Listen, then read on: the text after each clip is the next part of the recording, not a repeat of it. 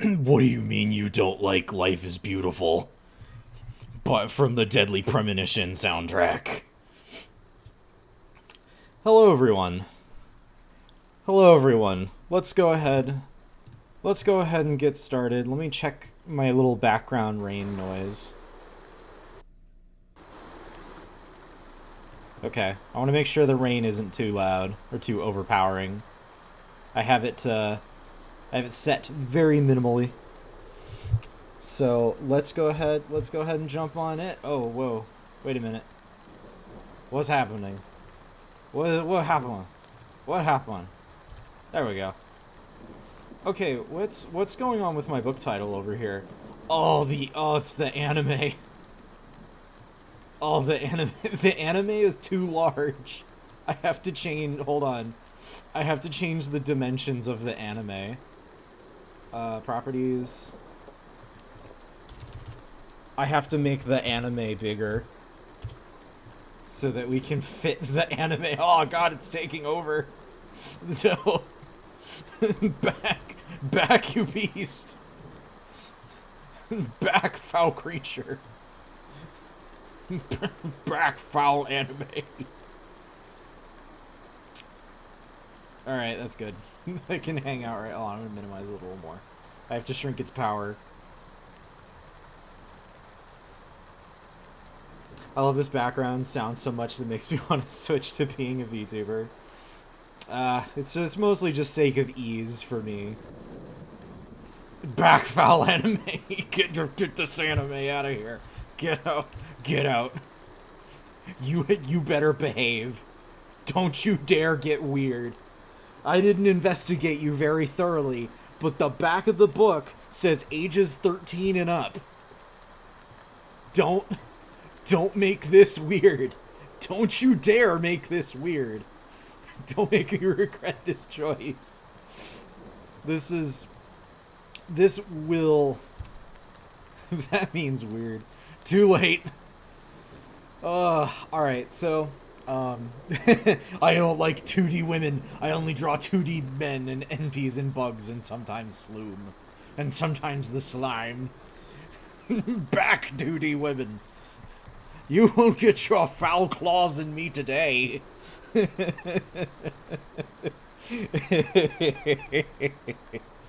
Alright. So here was my plan, right? I was at the library yesterday, and I was returning some stuff. And I picked up, like, a handful of light novels and some other stuff that might be fun for stream. This one being, Chitose is in the the Ramune bottle. I'm gonna call this character Cheetos for the entirety of the stream, by the way. I will not call him Chitose. His name is Cheetos. What else did I have here? I picked up some other stuff here. I have Classroom of the Elite. I have Combatants Dispatched, and it all looks like the most anime bullshit I've ever seen. Oh my god. So, like, and I've you may have seen these in, like, bookstores nowadays, that there's just kind of these, like, anime-themed light novels that are just books. Like, they're not mangas, they're like, not comics or anything, they're just novels. And I'm assuming that's, you know, specifically just so that they can pump out these stories a little faster, and they don't have to overwork an artist into the fucking ground and burn them out into oblivion. But every time I've cracked one open, I've wanted to just cringe out of my skin. And it's not that, like, because I don't want to throw any shade or, like, you know, make it sound like these are, oh, the authors of these are dumb and bad, and these books are dumb and bad, no one should read them.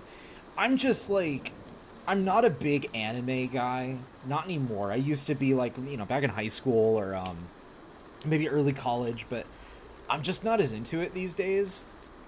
But I'm very familiar with, like, all the tropes and hang-ups and stuff, so, like, anytime I flip through some of this, I'm just like,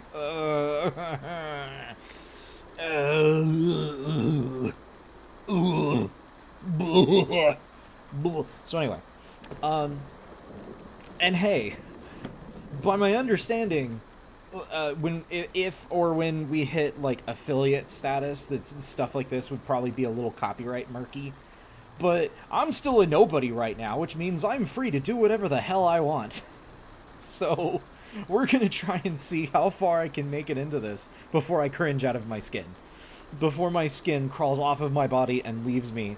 Because allow me to read for you what the back of the book says.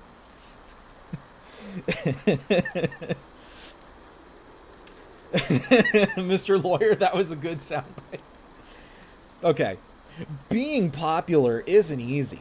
It's hard to beat Saku Chitose, the Saku Chitose, the most popular kid in his high school? Check. An ironclad reputation that can weather even vicious online attacks? Check. A group of friends as attractive on the outside as they are on the inside? Check. But when a teacher asks for his help bringing back a student who's been shut away in his room for months, Saku's perfect world will never be the same. What is this, some kind of normie harem story? It's... I'm already like, oh, this is gonna cause me psychic damage. This is gonna physically hurt me. I cannot identify with this character. I'm getting the cast who's got the magic. Yeah, exactly. Like, I can't identify with any of this, so this is just going to be me hurting myself for 3 hours. Oh, God. And I'm looking at some of these, like, there are these illustrations in the front, right? And they're all very, like, it's just cute anime girls saying things while making eye contact with you.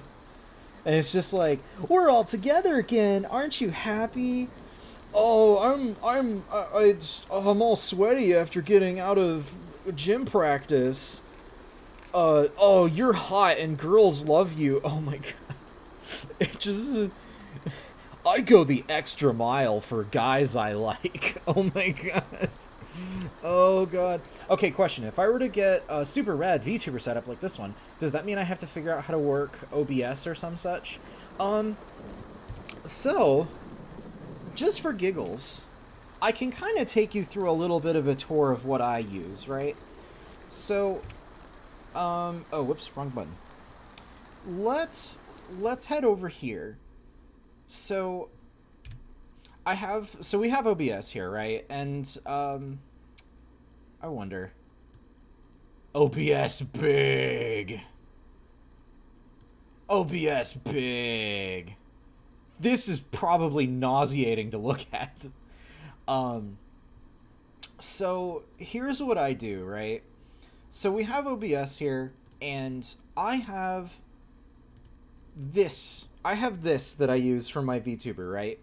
This is called VideoTube Mini. It is a free software that you can download. It's very simple. You just kind of go into the, like, okay, I'm trying to figure out a better way to say it. Bear in mind, I am completely a noob, and I think my computer hates OBS. Yeah, you do kind of have to learn OBS to some degree, but it's probably a little less difficult than most other things would be. So the way this works is it's just made up of, like, how do I explain that? How do I explain? I wasn't prepared to teach today. Okay, so we have two settings here, right? There's a closed mouth and an open mouth. The way I have this set up is that I have an animated GIF for the open mouth, so that when I'm talking, it animates, and I just kind of move naturally. However, if we want to kind of go back,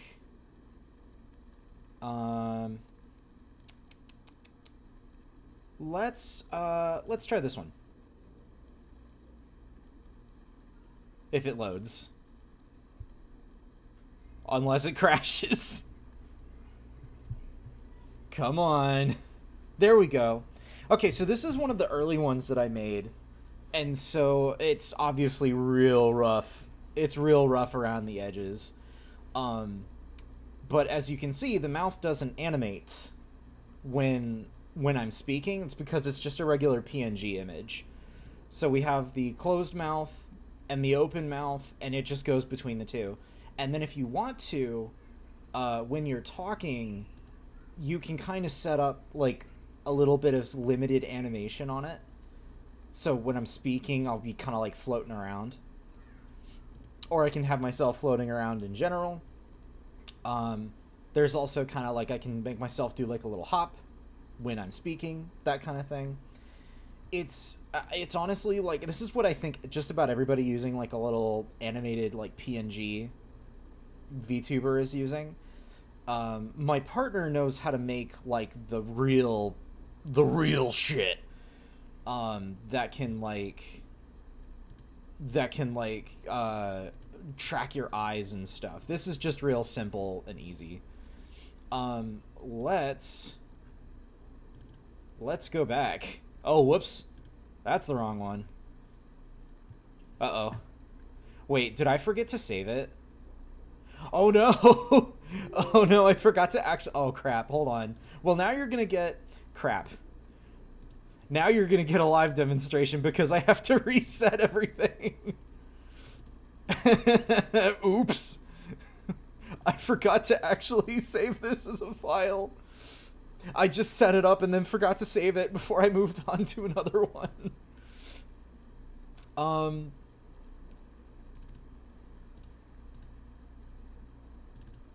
There we go. I gotta get my mouth back. My mouth. My mouth has disappeared. My mouth. My mouth.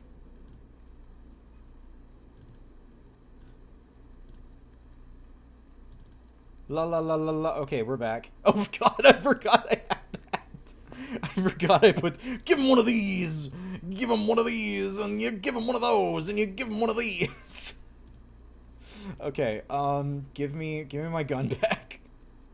Give me my gun. I want my gun back. Give me my gun. And then give me my knife. Okay, there we go. Alright, now I need to save that. Call that the Shadow Mark, call that the Shadow Mark 3. There we go. Okay, so, why are you... okay, I'm very seriously asking this question. Do you or your partner do commissions? Yes, we both do. Yes, I do commissions. I have, like, a little commission sheet on my Twitter. Yeah, I'm a little ADHD. As far as for why I was jumping, it's because I made that little blurry animation and then I ported it over here to just for giggles. Yeah, we're back to normal now. Oh dear. That was oofa doofa. Excuse me, because I'm not going to be able to do this, I tell you right now. Yeah, I understand. I still also needed my partner's help on a lot of this. But yeah, we both take both him and me take commissions. If you ask me, I think his art's a little bit better than mine, but that's just my opinion. I wonder. Nah, never mind. But yeah, no, I know how you feel. It's a little weird. When I started doing this, it took a lot of trial and error, I'll tell you that. I did not figure all this out overnight. Can I minimize? There we go. I don't need OBS to be this large anymore. We on your Twitter now. I'm on your Twitter. They're on my Twitter. They're on my Tweetar. They're on my Twibbler. My Twibbobler. My Twibweebler. My Twibblobblebleebler. My Twibblobblebleeblue. There we go. Now we're looking at my Twitter. Can I? Oh wow, Twitter like ate the quality of this image. But yes, I do commissions. Uh, I'm not going to link over to my partner's Twitter because his Twitter has a tendency to be a little not safe for work, so we're not going to do that. My partner greatly enjoys drawing men. Big, beautiful men. Men that I shouldn't show on Twitter. I mean, on Twitch. Do. But I wanted to see Ronald McDonald. Oh my god, don't remind me that he did that. Don't remind me that he did that. Oh my god. I watched him draw that. Go away, Windows security. I don't need you right now. Alright. Let's...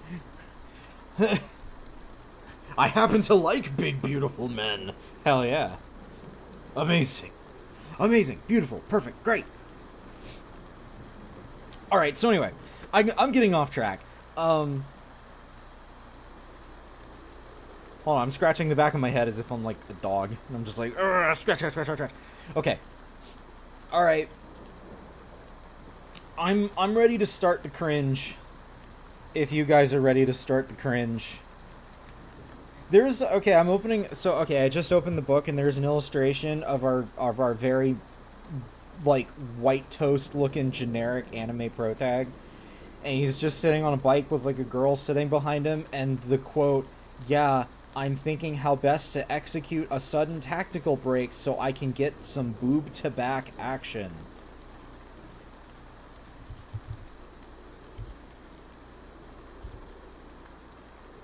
Classy individual we've got.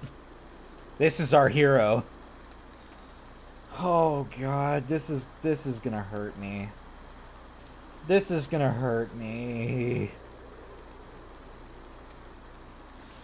Alright.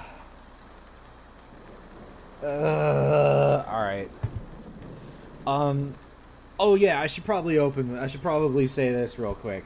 I do this for fun. This is not a for-profit thing. I am not trying to make money off of this. Lawyers for, Hiromu,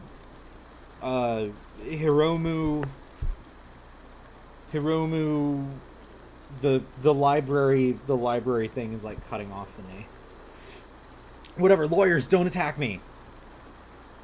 This is the hero we didn't know we needed, and also we didn't want. We didn't know we needed, and we didn't want. Oh, good lord. Alright. Prologue. Cheeto's peaceful, uneventful world. I'm gonna fucking launch myself into a wall. Oh. I was walking in the direction of the school gates when a cute girl I'd just met with a cute girl I'd only just met an hour before. We were close enough to almost bump shoulders every now and then, and we were both aware of it. I guess that we looked like a would-be couple who were just too scared to take that first step. Or maybe a couple who had only just started dating recently enough for it to still be awkward. The girl had a hint of stranger-like formality in her tone as she said, "Thanks for earlier. You were a real lifesaver. You're really good at studying, aren't you, Chitose?" Oh god, this is the level of quality we're rolling with. A warm pre-spring break kind of breeze wafted past then, bringing with it the sweet, clean, soapy scent of the girl by my side. That feel when you catch the clean, soapy scent of a girl. Don't worry about it. It's a personal policy of mine to never turn my back on a girl who needs a favor. I need a counter for every time. I just fall apart laughing at this. After school, I had been in the library studying for a test when the girl sitting next to me had started sneaking peeks at me. Then she turned to me and said, "Do you mind if I ask you a question? What's that giant throbbing tumor coming out of your skull?" She told me that that was not in this, by the way. There could. The thing is, like, I could make up any dumb bullshit, and I feel like it might actually come across as if it's actually written. She told me there were some math problems she didn't understand. The school crest on her blazer was the same color as mine, indicating that we were in the same year in school, so I was familiar with the problems and able to explain the answers. That tends to be how that works, buddy boy. In my defense, I'm high and easy to trick. But you were in the middle of your own studying, weren't you? Why did you spend so much time helping me out? After all, we never even spoken before today. Why would you do something nice for me, a stranger? Nobody does that. You must be the incredible big-dicked protagonist of anime land. Well, you said you'd treat me to a coffee. It was a fair trade. Apparently that wasn't enough for her. So if another student offered you coffee, you'd help them out in the exact same way? I don't get it. Well, you're always surrounded by pretty girls, so I guess someone ordinary like me doesn't even register on your radar. This is like the start to a bad Christian movie. It really is. Chitose, have you heard about Jesus? Nope. If you were a guy, coffee wouldn't cut it. He'd have to cover the bill for ramen if he wanted my help. If you were a dude, you better fucking feed me. That's what I told her, but I knew it wasn't the kind of answer she was after. I thought I'd handled that pretty well, but I thought I handled that really well. Oh my good Christian movies are isekai into a stronger God world. I thought I handled that pretty well. But as I glanced back down at the girl and took in her disappointed expression, I decided to add a bit more explanation. I'm actually the Lord of Demon King Underworld, Ravenway, Hellscythe, Banana Blast, Donkey Kong, Hell Dimension. I'm also a girl. I don't know, just make shit up. Besides, anyone would look at you and see you're pretty yourself. And your light pink scrunchie is perfect for you. Yo. Fellas, you want to get in with the girl? You tell that girl she's got a nice pink scrunchie. That's how you know.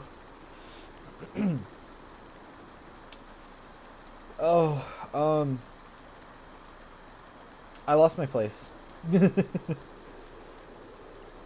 Right. Your light pink scrunchie is perfect for you. An obvious blush spread across the girl's cheeks. Really? Hey, Chitose, are you dating anyone right now? Sadly not. What about you?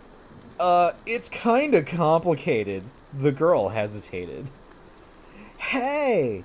Someone grabbed my shoulder from behind and yanked me backward violently. Yanked me backward into a rising tackle. Directly into a super that depleted half my health bar. As if deliberately trying to prevent me from hearing the rest.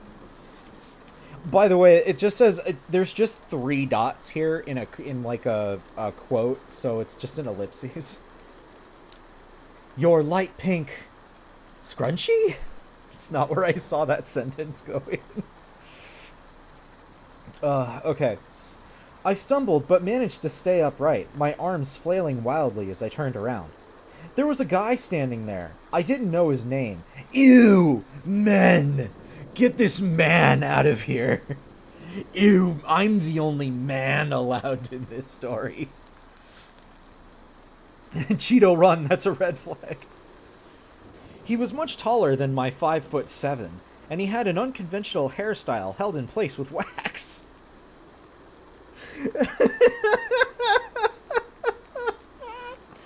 His eyebrows were shaved thin, and his unorthodox take on our uniform's dress code was instantly attention-grabbing. His face was nothing special. He was ugly as shit. It was just his fashion sense that really had me going like, awooga. But he had a cool guy Aura girls would probably like. If you asked me to categorize him as a popular kid or a nerd, he would definitely fall into the first category. He had an unconventional hairstyle.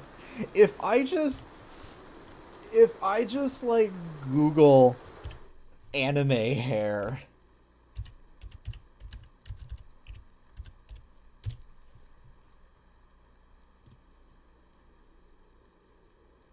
let's go even wackier. Can I get like, what if I type in like wacky anime hair? Can we make it real wacky? Yeah, here we go.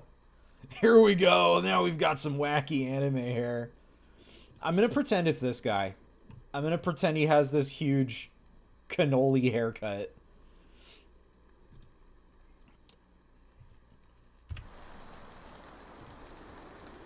Maple Story hair. Alright. The heck you think you're doing? The guy was pissed about something. I checked out his school crest and realized he was in the grade above ours. I'm going on an after-school date with this cutie from my grade. What does it look like I'm doing? I shrugged flippantly. Before the guy could react, the girl yelped, "What's your problem?" The guy took a step toward her, frowning and clearly irritated. "Excuse me, what's your problem? You've got a boyfriend. What do you think you're doing going off to hang out with some other guy? That's Saku Cheetos, a first year, you know. I hear he's got his fingers in all the girls' pies, if you know what I'm saying." Oh, I don't have my book out. Also, I really don't want this book to ever use the phrase fingers in girls' pies ever again. Never say this to me. I understand, because, like, I know that it's not meant to be in, like, it's probably not meant to be in as much of a sexual context, but it just sounds so bad. The guy seemed to know about me, but I was pretty sure I'd never met him before now. For now, I'm calling him Jock Blocker.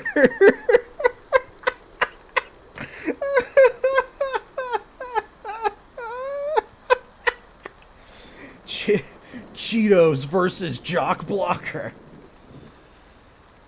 As I was chuckling to myself over that, the girl took a step towards Jock.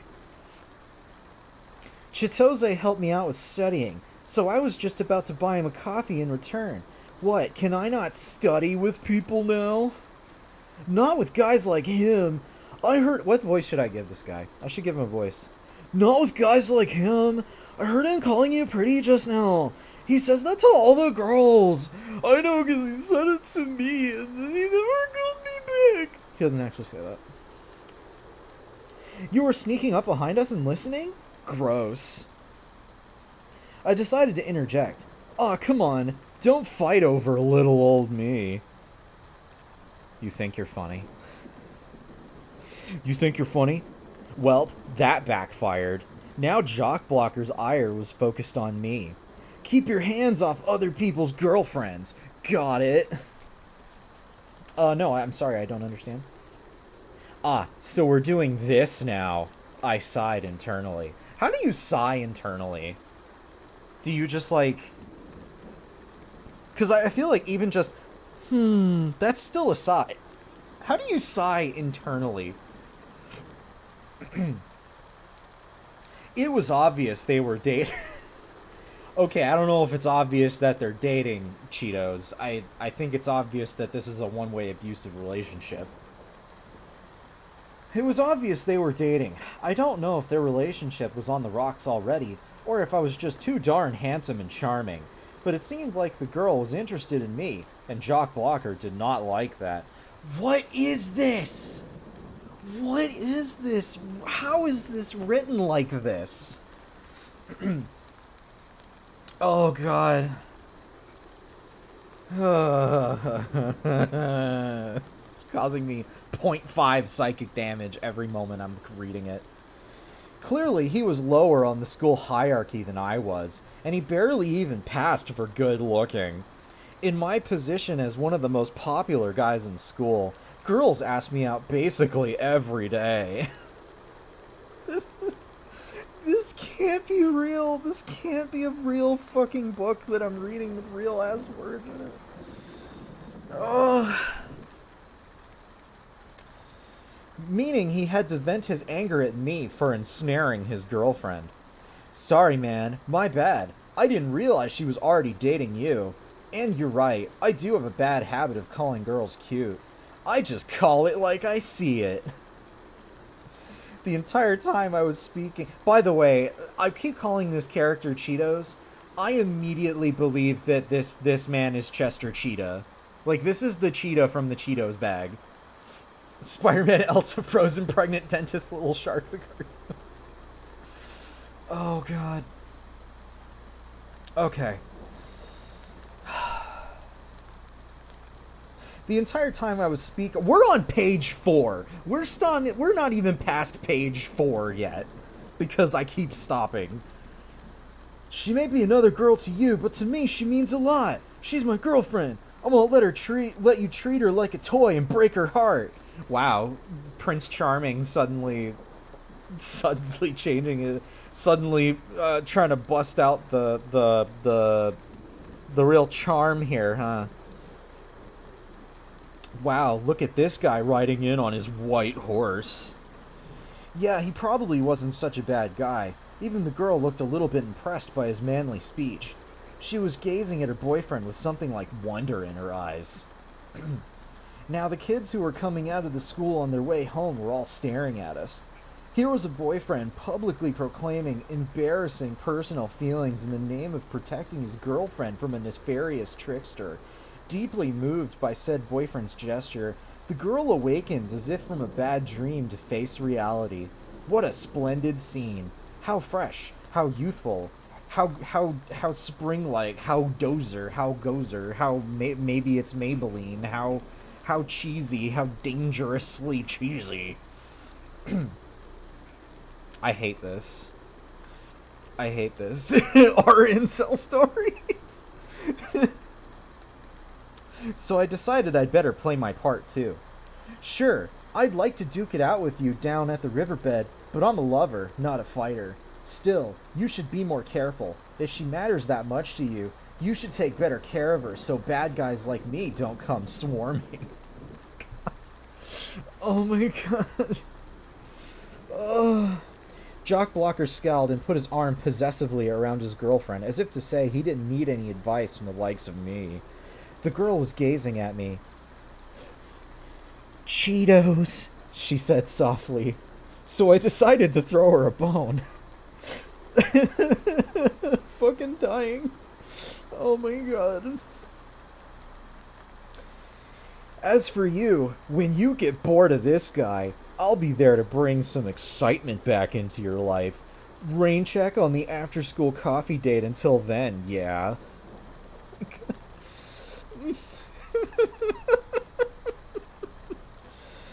Oh, I gave her a twinkling grin and a wink, and Jock Blocker flung his school bag in my direction. Screw you, dude. Ooh, scary. I deflected the school bag easily and then dashed off towards the school gates with a jaunty wave.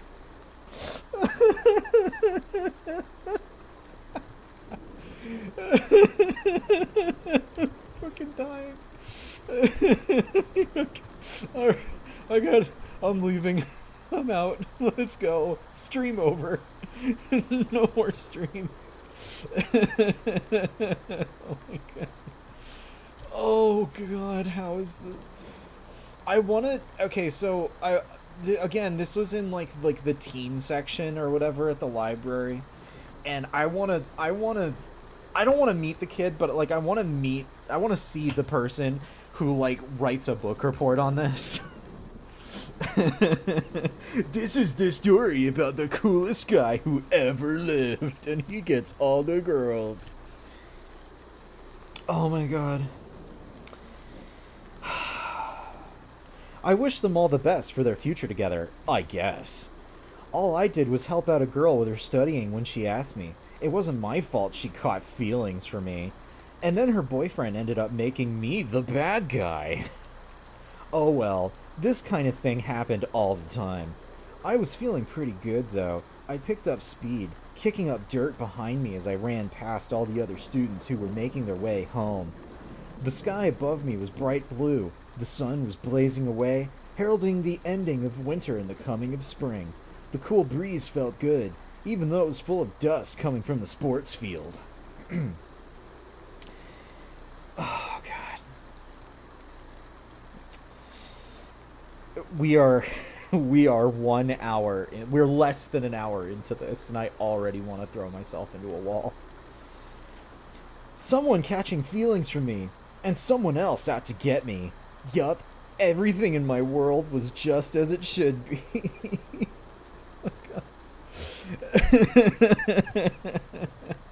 If I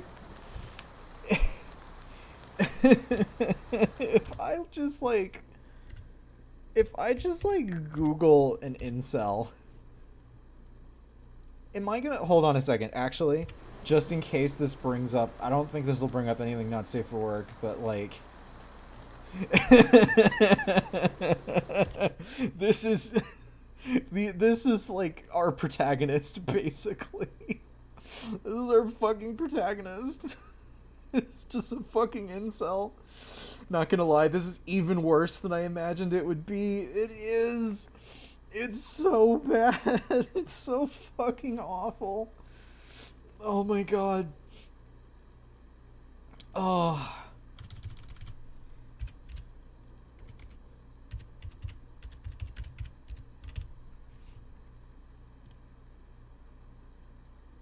No, no. I wanted Chester Cheetah. Give me Chester Cheetah. There he is. I'm still pretending this is our this is our protagonist. This is how the protagonist sees themselves. Ew, ew, ew. I just saw an image of Chester Cheetah pooping Cheetos. Never mind. We're clicking off of that now. Oh, this is such a fucking dumpster fire. Oh god.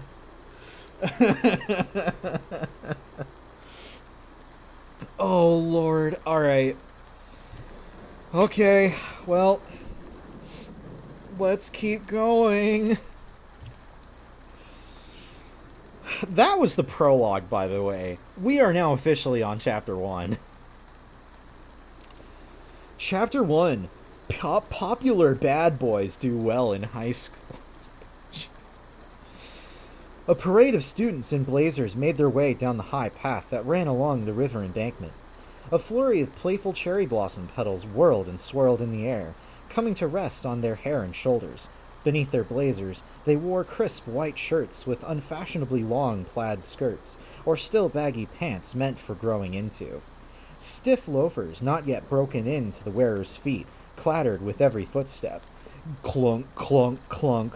Scuff, scuff, scuff. Clunk, scuff, clunk.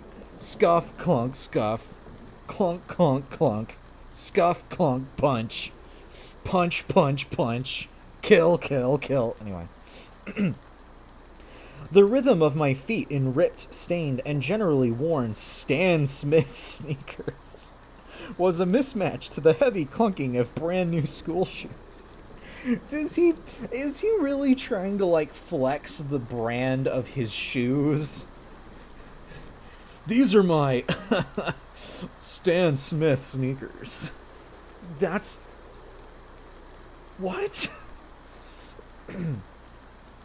All of a sudden, I noticed that my shoelace had come undone, so I crouched down, as one does.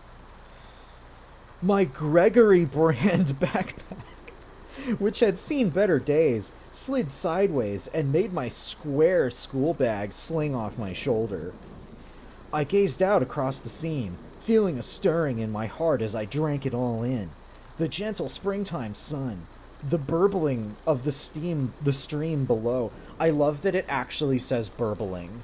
Like, B-U-R-B-L-I-N-G, burbling. The burbling of the stream below. The new students walking beside me, heading earnestly to school in the midst of their still unknown peers. What unbreakable friendships would form? Who would end up dating? It was all still ahead of them. Oh my god! Holy shit! Oh wow, okay. Um, so the next page, the top of the page, this isn't even part of anything. It just says Saku Chitose from Class 5 is a total man-slut shithead. Is this like the author's commentary? This is like italicized. What? Why does it say this? Why does it say Saku Cheetos from Class 5 is a total man-slut shithead? What the fuck is this? Oh, it's the... it just says that. High schoolers are the center of the whole world. High schoolers are the center of the whole world. You see it all over media, too. Think about it. Every novel, manga, TV series, and film made these days features a high school kid as the protagonist. Yeah, if you only ever read novels and manga and watch fucking anime. There's like, everything has a high school kid in it now. Okay. Man who only ever watches anime with high schoolers. Getting a real high school anime vibe from this. And only occasionally do you see a college student or working adult. I mean, the word youth itself is synonymous with high school. It's like when you grow up and become an adult. You want to look back on your time in high school and get all misty-eyed about it. You want to reminisce about those slightly embarrassing yet completely precious 3 years. No. No. Absolutely not. I hate you so much. Fuck you. Fuck you, fuck you, fuck you, fuck you, fuck you, fuck you, fuck you. Anyone who ever, if you meet someone who was like, oh yeah, I loved high school, it was great, do not trust them. They are not to be trusted. All my homies miserable in high school.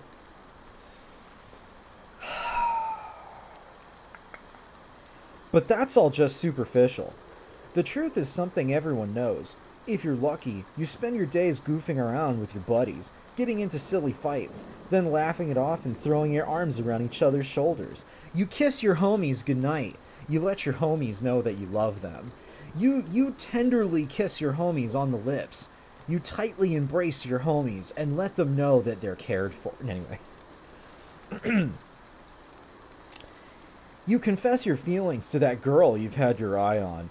You wait for her club practice to get out, and then the two of you stop by a park bench on the way home and chat. You go to the summer festival together wearing yukatas and watch the fireworks. You stroll hand in hand to a secluded corner of the shrine, and then when no one's watching, you have your first you have your first you know, you have your first Yu-Gi-Oh card battle, and you show her your trap card, you know what I'm saying? That was horrible, actually. That has so many bad implications, what I just said. Never mind, I feel horrible. Let's continue. That was a bad direction to take that in. Oh. It really does say, have your first ... you know. You lose 10,000 followers. I have now been cancelled. Stuff like that. But only a few people get to experience those kinds of sickly sweet, heartburn-inducing moments. Only the ones who manage to claw their way to the top of the school hierarchy and become the elite, the few, the popular kids. Remember, only the popular kids get to have, like, lifelong cherished memories. If you're a poor, like, mid-student, guess what? You're fucked. You know nothing. You get nothing. You're a drone. You have your popular kids and your unpopular kids. Ew, stinky. I've always hated those definitions, ubiquitous though they are. Ever since those terms came about, high schoolers have cared about one thing. They care about one thing and one thing only. Killing Nazis.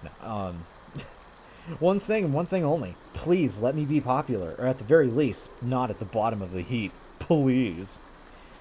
The entrance ceremony the little first years were heading to was only the first round of the battle. By the time they came back along this pathway later, they'd have a pretty good idea already of what was up. They'd know which of their peers was likely to be the life and soul of every class, and which ones were destined to spend 3 years trying to blend into the walls. If they weren't nervous right now, well, they'd have to be crazy. Also, for zero reason at all, it once again, like, actually typed out on the page, says, Saku Chitose from Class 5 is a total man-slut shithead. And there is no context for it. It just says it. It's just there. I don't know. I don't know what to say about that. It just says it. Don't believe what society tells you, little first years. Forget about who's hot and who's not. Forget about who's sociable and who's antisocial. Tell them all to go screw themselves and just be a little stone that rolls where it wants. After a year of bumping and colliding against each other, you'll be a nice, smooth, rounded off little pebble anyway. What the fuck does that mean? I don't believe you, but I can't disprove it. I'm like halfway tempted to like take a picture of it and like try to pull it up, but just trust me, it's making me wonder, like, is this supposed to be self-aware or not? But we'll see where it goes. I'm still under the belief that this is some kind of like incel fan fiction. What is my foot touching? What is that? Oh, okay. Sorry, my foot touched something like soft and squishy, and I was like, what the hell is that? In my position as a second-year student, who had already been stuck with the popular label by everyone, I felt more than qualified to give these little newbies some advice.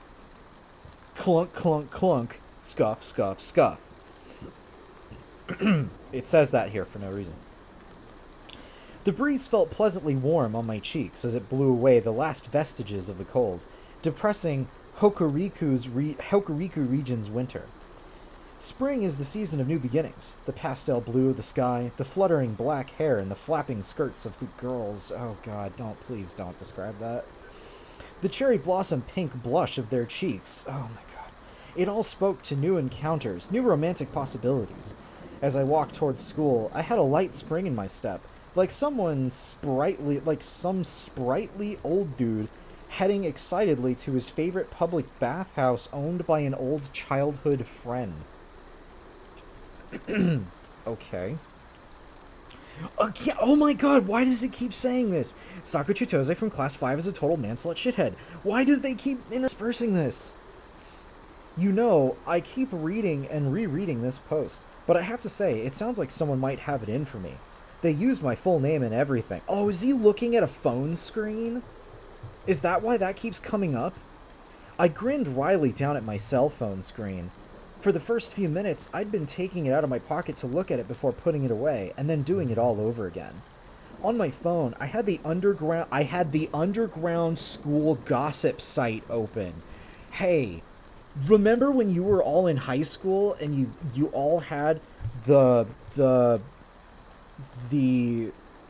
where did it say this? The underground school gossip site? Man, remember the underground school gossip site? We all had one of those. What the fuck is this? It's kind of like an anonymous forum, and each school has its own section where anyone can post anything they want, because the school doesn't monitor the thing that the school owns.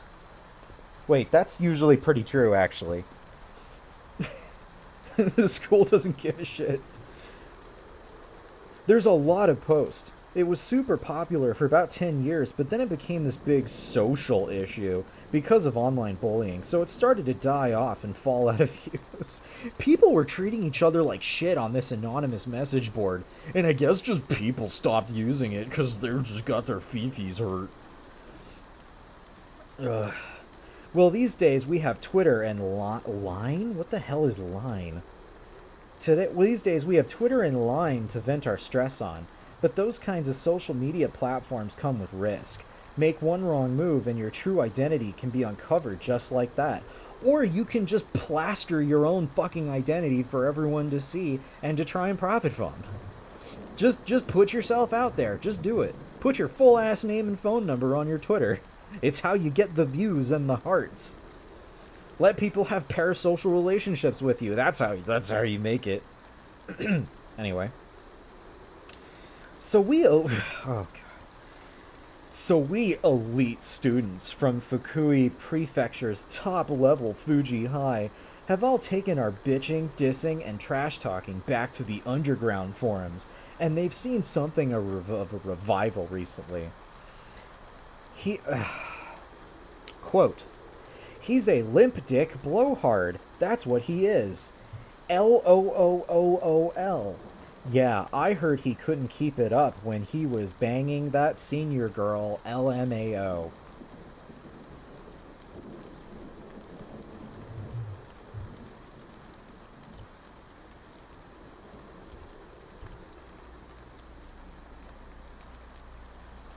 I wish you could see me blinking. I'm just staring at the screen. I'm just staring blankly into the void, wondering what the fuck I'm doing with my life. What is anything? What doth life? Hold on. Can I just, like...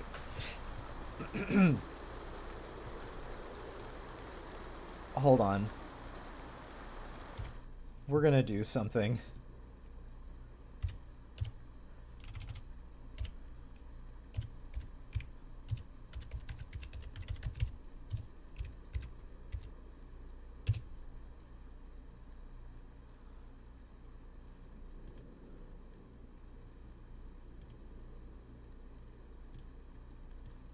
Whoops, wrong thing.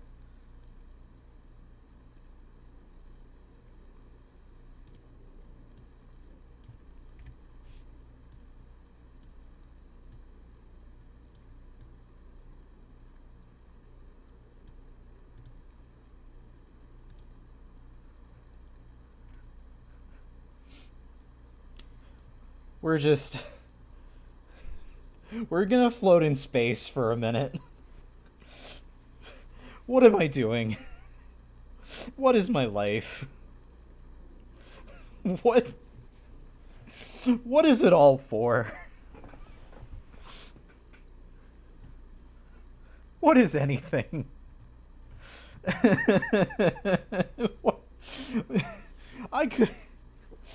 I went to college.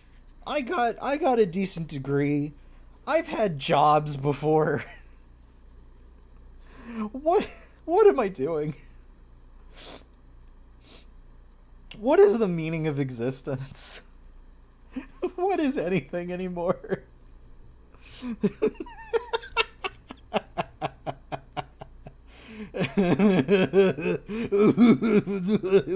Anyway.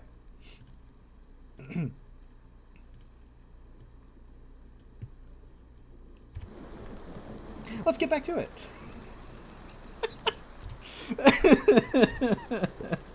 Alright, where were we?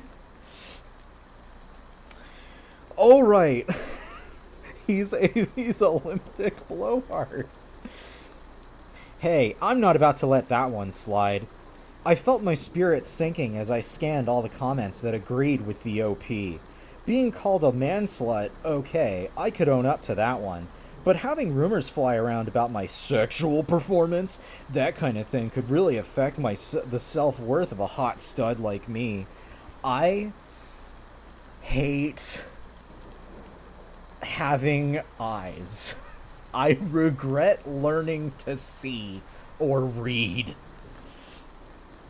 And one more thing. The other kids getting dumped on at least got to have code names or were referred to by their initials. Why was I the only one getting outed with my real name while these fools raked me over the coals? By the way, my real name first popped up on this site shortly after last year's entrance ceremony, and it's never dropped out of the yearly top keyword ranking, not even once. Almost all the posts about me were slanderous takedowns. Why can't people write something nice sometimes? Like, Chitose so hot. I want to be in his arms, RN. Or something.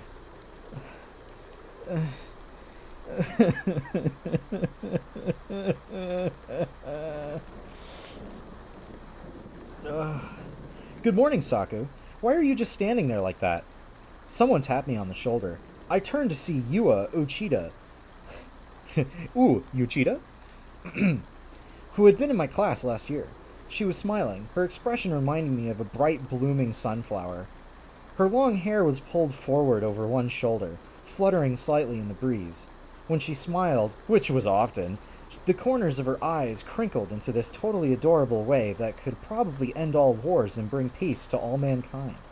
She wasn't exactly the undisputed beauty of the school or anything, but she was the type of girl whose name would come up on school trips when talk turned to who's hot and who's not. Actually, she didn't stand out all at first, but as the year went by, she started to blossom out of her junior high phase.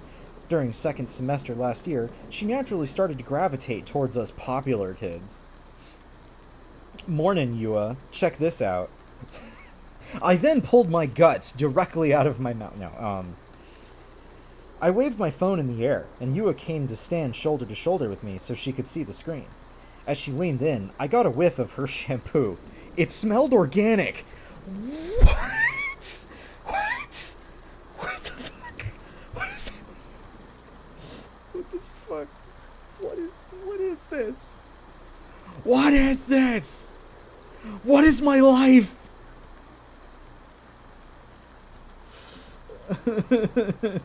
Why?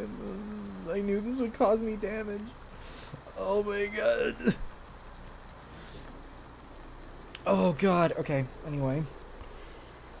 How do you know when something smells organic? Organic doesn't have a... Does it smell like dirt? Is that what it smells like? Damn, girl, you smell like dirt. Yua grinned at me, her eyes crinkling a little as she patted me reassuringly on the back. Why would you... Okay, I'm sorry. Why would you describe someone's eyes as crinkling? That's... Excuse me, is that any way to react? It's like you're saying, well, there's no way to deny it, so get over it. Yes! Yes, exactly! Chitose is a hoe! Chitose is a friggin' hoe! That is what I'm saying. Look, Saku, you're hot, and girls love you, so you're bound to have haters. It's all jealousy. This is some incels anime Sona who's like, all the girls like me. Even if the men make fun of me, the girls like me. The cheat hoe. It's a fucking cheat hoe. Honestly, I agree with Yua. It was pointless even trying to figure out who could be writing all the online burns about me. It could be Jock Blocker, the meathead I tangled with just before spring started, or it could be some rando with a grudge against me. Someone who wasn't even on my radar at all. Just think about any famous creative, an actor, a musician, a writer, what have you. The more popularity they get, the more haters they accumulate at the same time. There are plenty of jerks out there who want to drag down successful people and expose whatever weak points they might have. Yeah, okay, Musk. Alright. In fact, when your proportion of fans to haters is about 50-50, that's when you know you're doing alright. The thing that really scares me is not being gossiped about at all. Spoken like a true, like, TikToker kind of guy, you know what I'm saying? People need to talk about me. I need attention. I need it. Anyway. But it's crazy. I mean, here's a super hot, stylish guy, gifted at sports with top-notch grades, excellent at getting along with everyone, is super nice, and is also an excellent leader with, I might add, a real penchant for wit and dirty jokes. I'm great. Why do they hate me? I'm going to eat this book, and I'm going to shit it out, and I'm going to set it on fire. Oh my god, it can't be real. This can't be what it's... This can't. I can't. I fucking can't. I'm so popular and successful. Why do people hate me? What? Everyone loves me, so why do people not like... Anyway. If you really can't guess, I'd be happy to fill you in, but I have a feeling you already know. It's because you're an asshole. As we passed through the now familiar school gates, we picked up our copies of the class lists being handed out. Starting in second year, the classes would be separated into sciences and humanities, and the class list would show the breakdown. Personally, I prefer the system where they post it up on the bulletin board. It's more exciting somehow, but this way it's easier to see what class everyone else goes in, so I guess it makes more logical sense. As she scanned the class list, Yua's face lit up. Yes, we're in the same class again. Here's to another year together. It's not just us. The class list is basically the exact same class list as last year. Yeah, but you could at least act a little more excited to be in the same class with me again. I chuckled, shrugging off Yua's sulking. Then I took a closer look at the list. Along with me and Yua, the main players from the popular group of last year's Class 5 were all reunited, having opted for the humanities course. Our school had a policy of trying to keep kids together as much as possible, even when they need to separate us for course selection. Also, this is the happiest I've been all month. Aw. Well, first of all, thank you, Books and Brews. Second of all, I hope you're able to maintain this level of happy for the rest of the month.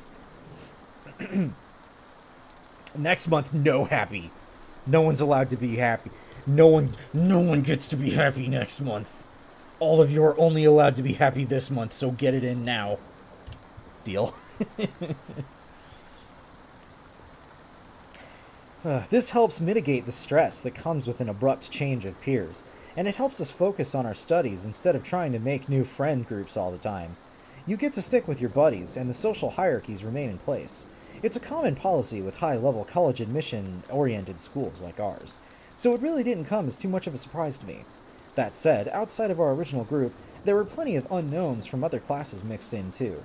I heard from an upperclassman once that the social sciences and humanities groups both always end up being with a mishmash of students like this, even though they try to avoid switching us around as much as possible, because each class of students chooses their own courses. There's a limit to what they can do on the faculty side. So some kids end up without many of their older friends where they're placed, or no friends at all. They try to fix that to an extent by lumping them all together, with, of course, the troublemakers and the nuisance kids. Then they try to plug up the gaps by shoving in small groups of amenable popular kids who are good at getting along with everyone. I mean, the faculty doesn't actually admit to this, of course, but everyone talks about how the second and third years definitely have both popular classes and loner classes. And we're still Class 5, too. Oh, I was just thinking about how those Saku Chitose from Class 5 online takedowns would soon be outdated, but for at least another year they'll stay current. Nah, forget that. Stress them kids out. Those friendless kids are the ones that actually succeed. Oy, yeah, I'm just sitting here and I'm thinking like... I don't know, maybe Japanese high school works different.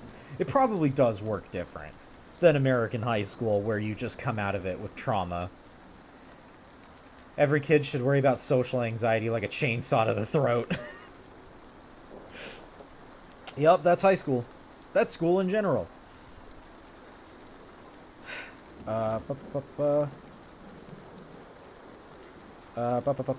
Yeah, I'm sure those Anons will be thrilled they don't have to go back to edit all their messages to say Saku from Chitose Class 2 or whatever. Hey, whose side are you on anyway? I'm sure those Anons...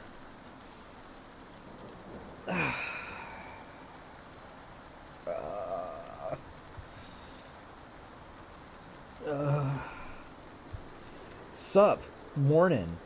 I lifted a casual hand in greeting as I opened the door to Year 2, Class 5's classroom. Opened the door to Year 2, Class 5's classroom. My voice bouncy and perky. My voice was bouncy and perky. How do you make your voice bouncy and perky? Do you just have to be like, "Hello, I'm bouncy and perky, haha, hey, hoo hoo ha hoo hey hoo hoo ha." I had no idea who I might find already in the classroom, but I had carefully tailored my greeting to fit all eventualities. It was very much a greeting meant for brand new class of unknown variables. Hey Saku, morning. Hey Uchi. A greeting came floating my way, cutting through the excited classroom chatter and hustle and bustle, as clear and sharp as a bird singing in the morning light. The owner of the voice was Yuko Hiragi, and while her greeting was rambunctious and unrefined, she had the looks of an elegant young lady, the very definition of the class princess. And then, as she came up to me, she threw off her mask, and it turned out to be John Cena! Anyway. And they call him John Cena! Her hairstyle must have taken 3 times as long to arrange as Yua's had. Her curves were in all the right places. She had that ideal figure that has all the guys doing a double take. You could put her in one of those all-girl pop ensembles with, like, 20 members, and she'd still stand out as one of the best. Everyone fawned and fussed over Yuko, and she took it all in stride. She almost expected it, kind of like how a newborn baby never thinks to question whether it's adorable or not. What the fuck does that mean? What does... how... What? What? And she was so natural about it that everyone gave her a free pass. Sometimes perfect girls do exist, and not just as the main female character in novels and manga. She transcended petty concepts like being stuck up or arrogant, and was accepted by everyone. So our Gary Stu is meeting his Mary Sue, is what we're saying. Incidentally, the kids at school had all pretty much decided among themselves that Yuko and I were endgame. Or at least that she was first wife material for me? What? What does that mean? What does that mean? What does that mean? What is that? First wife material? What does that mean? Book, what does that mean? What the fuck do you mean by that?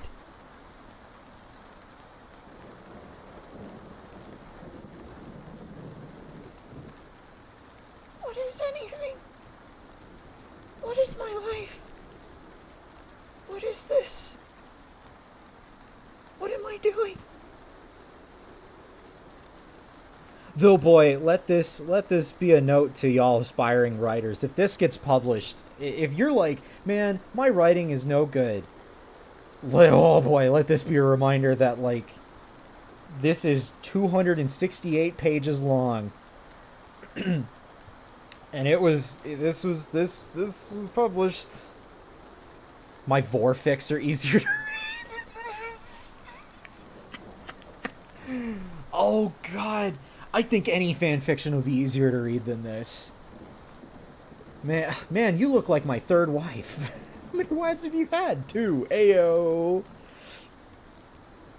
Oh my god.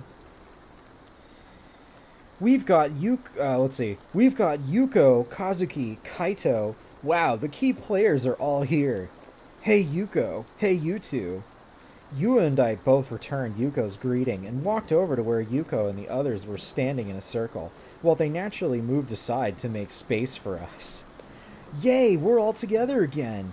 Yuko raised both hands to solicit a double high five from me. I slapped her hands with mine, then interlaced my fingers with hers.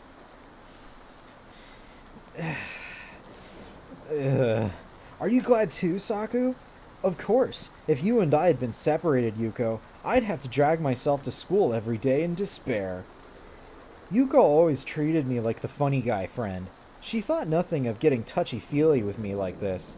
In fact, she had probably greeted Kazuki and Kaito the exact same way only moments before. Yuko never even thought about things like being disliked or thought of as annoying by other people. She was very affectionate with everyone, and she didn't just act that way with us popular guys. She acted like that with everyone. Even the nerdy ones. Even the nerds. Oh, my book isn't out.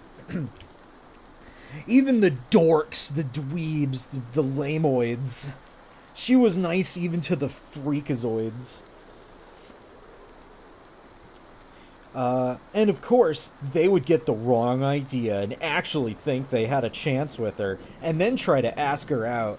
What fucking idiots, what morons, what fucking losers. How dare you mistake someone being nice to you as being, meaning that they're interested in you. Not like me, where everyone is truly interested in me. I'm interesting. I'm the protagonist. I'm the main character. I'm great. I'm the best. I'm the one everyone loves. I'm the one that everyone cherishes. It's me. It's me. I'm the one. I'm the one that everyone loves. That everyone wants to be with. That everyone... hold on a second. Can I get this without Royal? Hold on a second. Everybody just hang on. My joke is coming to fruition.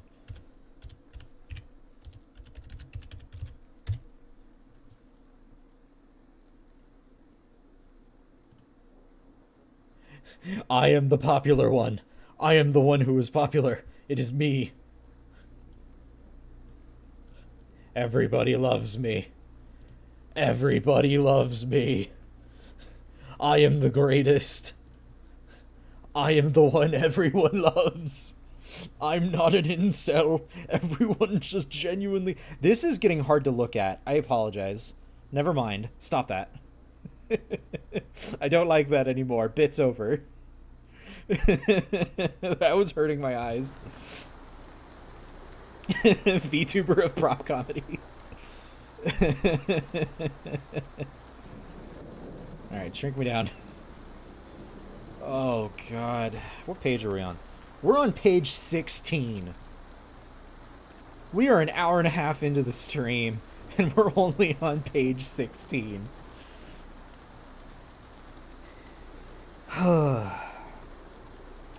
Yeah, the losers would try to ask her out. She'd end up with this total... look on her face. It's okay. It's just 3 question marks, but I'm going to interpret that as the Tim Allen grunt. Just she'd end up with this total. Hold on. You all know what I have to do now. You all know.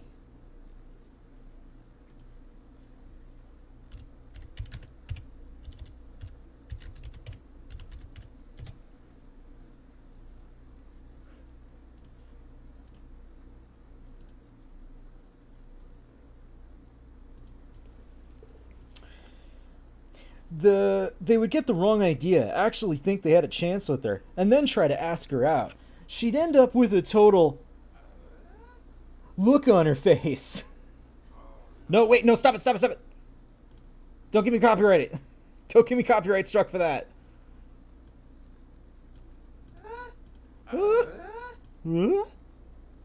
Okay, turn that off. No copyright. Stop it.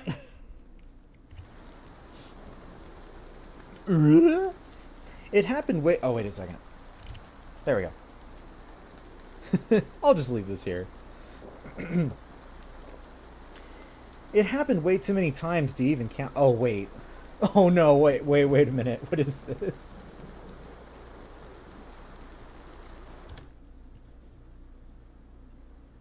The popular one. I am the one who is popular. It is me.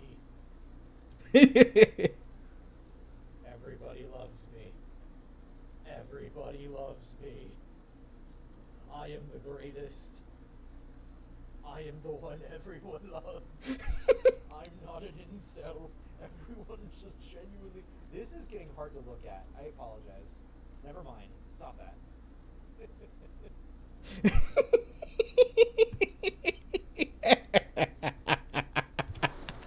Beautiful. Beautifully done. Masterful.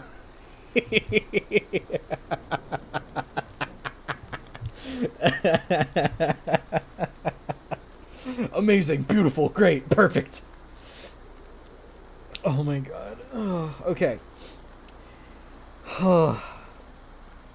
Her character being what it was, She was always walking a fine line between being loved or being despised by everyone.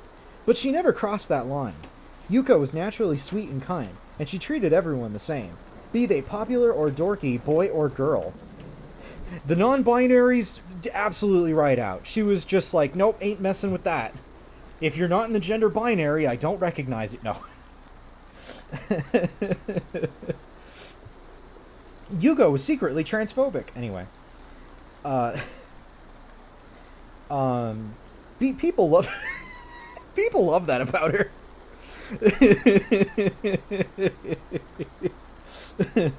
That's why she was the top of the hierarchy, one of the most popular girls in school. I was just contemplating the popularity of Yuko when Yua turned a scornful eye to me. I felt the eye of Sauron upon me as I put on the ring. This guy here was really enjoying himself on the walk to school, scoping out all the new first-year girls. Yuko turned to look at me too, quickly linking arms with Yua and furrowing her brow. Ew, Saku, what a creeper, when you have such pretty girls like us in your grade already.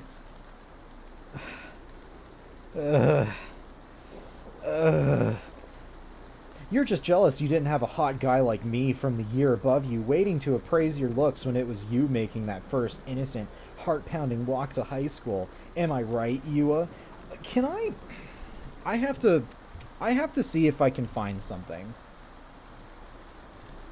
I need, let's see. Chitose's in the ramen bottle. Images. Can I find an image of the guy? Where's the dude? Here we go. I want you all to look at this and know that this is our apparently, like, hot guy. This is our pro tag. This is what he looks like, and he's the most generic looking, like, nothing character ever. He's the most average looking nothing anything that has ever existed in the history of forever. This is the guy that we're supposed to believe is, like, the hottest guy in school and that everyone loves. This looks like the default in a character creator from, like, an anime game. This is like the level 1 in an MMO.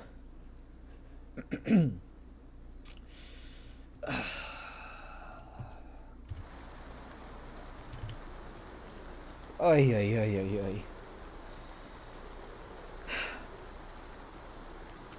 ay. Let's see. The adorable twosome giggled and rolled their eyes at me. We were having a good time, until all of a sudden, someone karate chopped me in the midsection.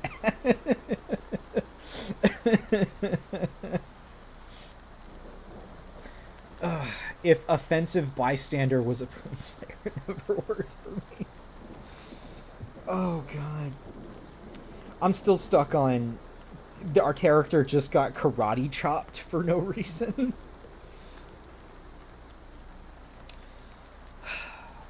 Until all of a sudden, someone karate chopped me in the midsection. Ouch. Sorry, dude. I thought you were due a punch or two. The one responsible was Kaito Asano, who was grinning teasingly at me. He was already the star player of the basketball team, and had barely even started second year yet. You've all barely started second year. You're in the same year! You fucking fools! Oh, wait, they're saying he's the star player even though it's the beginning of the year. I thought he was trying to be like, this guy's barely in second year. You all are. He was your typical jovial jock type, with a great physique and superior sports skills. And he was taller than me. That made me want to murder him with a brutal bloodlust that could not be slated. No, anyway.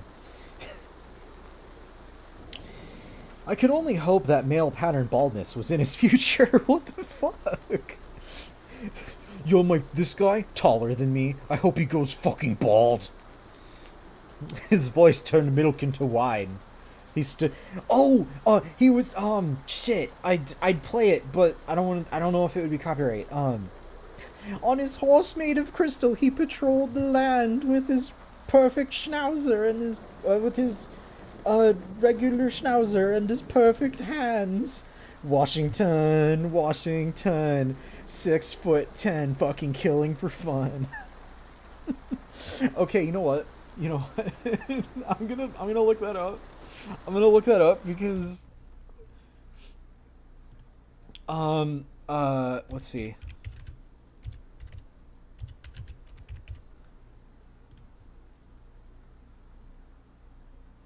I think it's fine.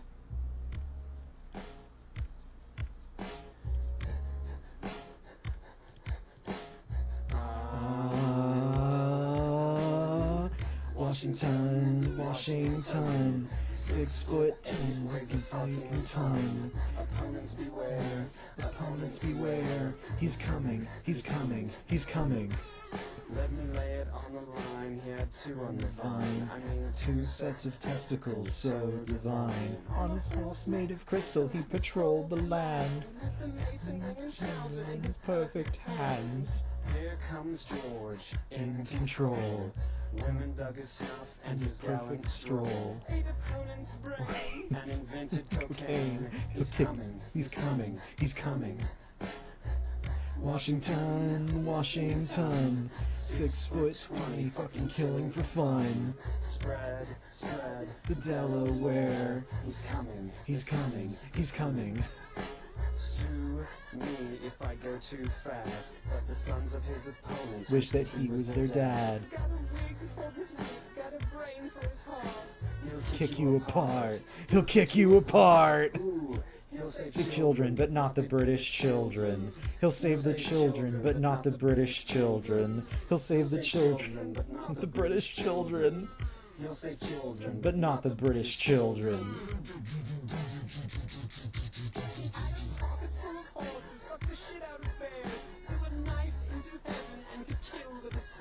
He made love like an eagle falling out of the sky. Killed his sensei in a duel, and he never said why. Washington, Washington, 12 stories high, made of radiation. The present beware, the future beware. He's coming, he's coming, he's coming. Did I mention his four nuts? Well, he also had 4 dicks. If you took off his boots, you'd see the dicks growing off his feet. I heard that guy had like, has like 40 goddamn dicks. He once held an opponent's wife's hand in a jar of acid. At a party.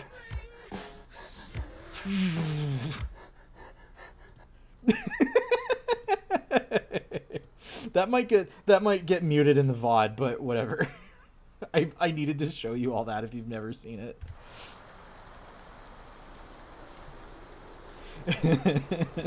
6'20", fucking killing for fun. He's coming, he's coming, he's coming. It's such an old animation.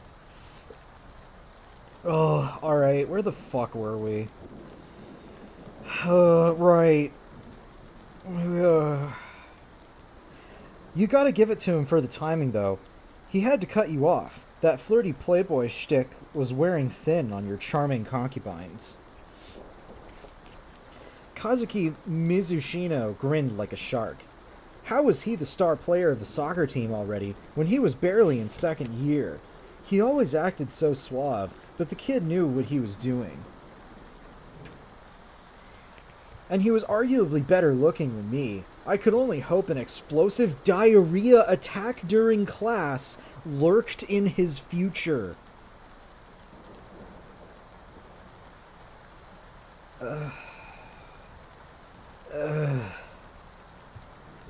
Saku, you seem somewhat annoyed. And he was always pointing out the elephant in the room. It's cool. I was just thinking about how you two were a couple of annoying bugs trying to get between me and my harem. 3's company, but 5's a crowd, you know. And I'd cut out that concubine business real quick unless you want to read your name on the school gossip website sometime soon. I thought it was going to be like, unless you want to read your name in the obituaries, and it would have gotten, like, really dark all of a sudden. Everyone snorted as I snarked at Kazuki, keeping one eye on Yua. Grinning, Kaido threw his arm around my shoulder. Ah, Saku, those message boards got you again? Screw you, why do you look so happy about it? Why wouldn't I? A rogue like you who leaves girls weeping all over school? You need to suffer the consequences, or the cosmos will fall out of alignment. If I'm up there with my real name, this jerk ought to be too. That's where the universe is off balance. But Kazuki merely smirked. Hate to break it to you, but I never leave girls crying. I simply love them and leave them wanting more. We have now met another scuzzy male in this story. Everyone, like, all the girls are objects, all the men are scuzz.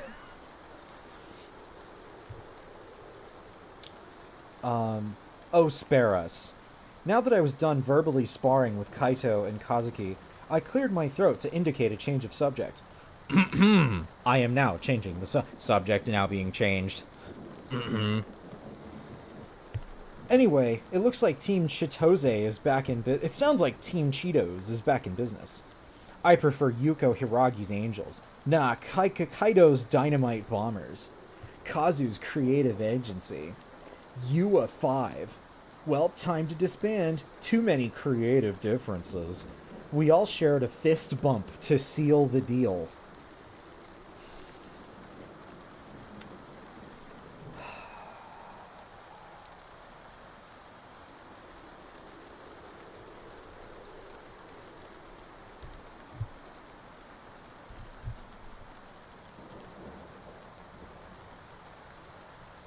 No, never mind. I was gonna go to space again. But I'm not gonna do it. I'm not gonna go to space again. Not yet. Not yet. But there's a good chance we're gonna go to space again at some point. Morning. The classroom door kept sliding open as we stood talking and goofing off together, and kids kept coming in all bright-eyed and bushy-tailed. Everyone seemed nervous, walking into a new classroom with an unfamiliar social environment. Hey, it's Cheetos. You grow your hair out over spring break? I can cut it for you. No thanks. Knowing you, you'll cut a major artery by mistake. Haru Aomi was the girl who had offered me the haircut. She was in class 3 last year. She had long limbs and was shooting guard on the girls' basketball team. She had long limbs. Chat. We're pretty sure she was some kind of, slender moe. If I type in... I'm not going to show this immediately, just in case, but if I type in anime Slenderman, what do we get?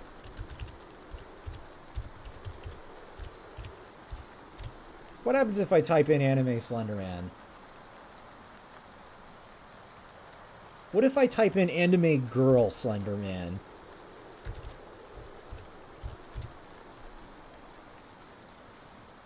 Is any of this gonna get me in trouble? No? Okay, we're fine. Anime girl Slenderman. Let me move myself off to the side a little bit.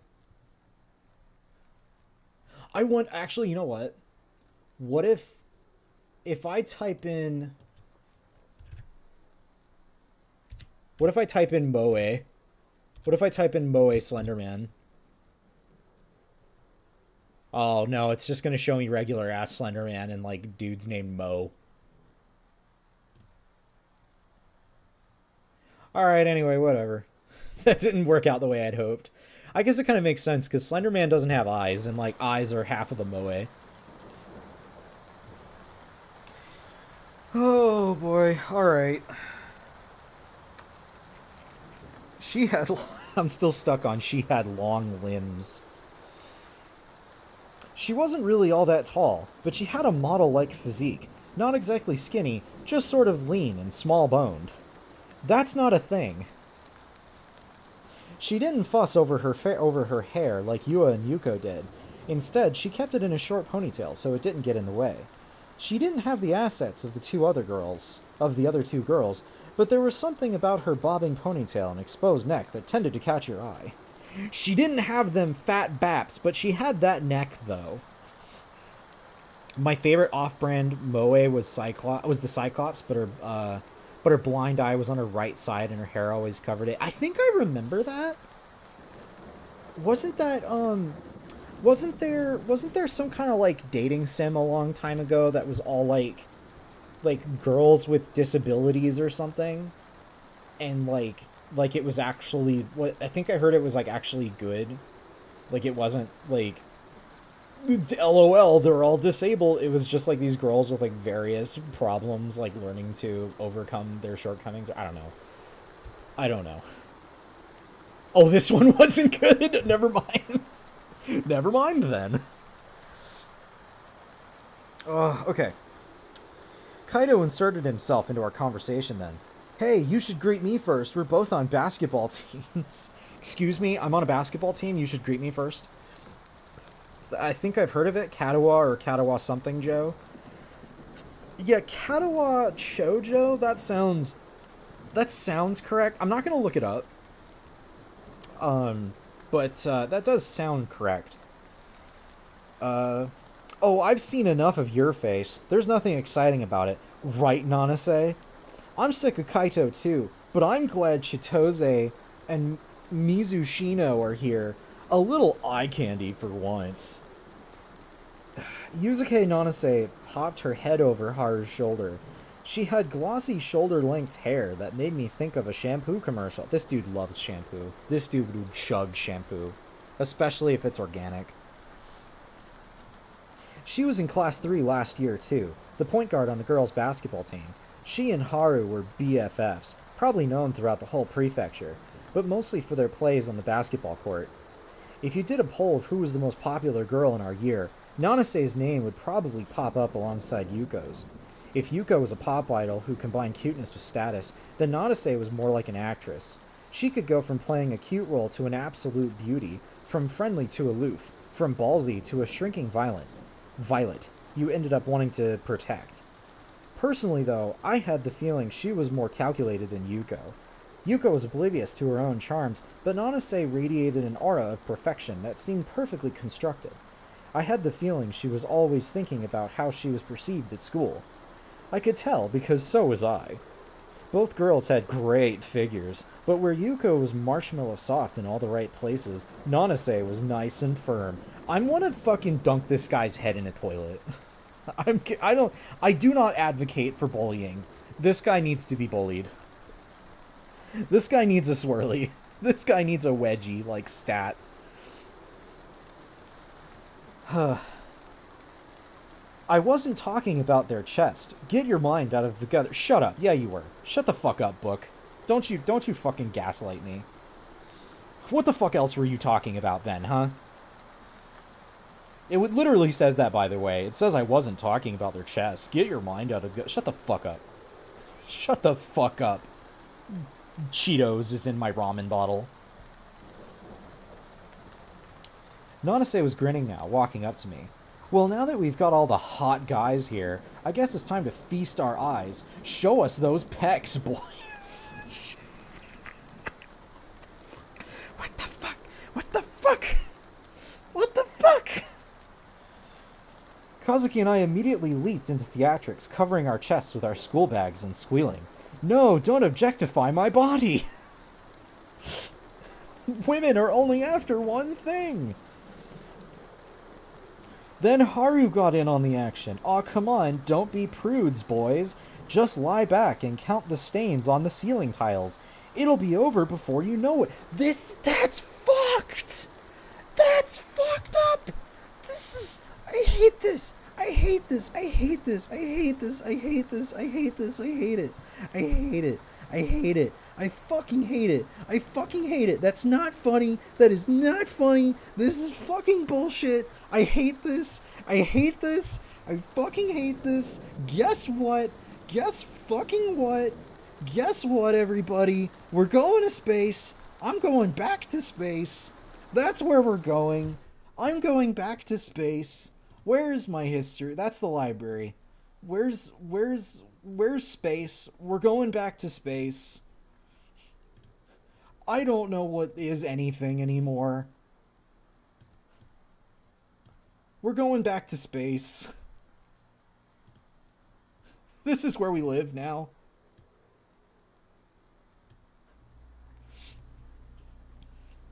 What is anything? Are you sure we want to keep reading this? Because I don't. Yeah, trust me, I don't either. This is becoming... This is actually becoming so genuinely painful. You know what I mean? Like, this is... Because I got this and I was like, ha ha ha, LOL, anime high school romance nonsense. But good fucking lord, this is intolerable.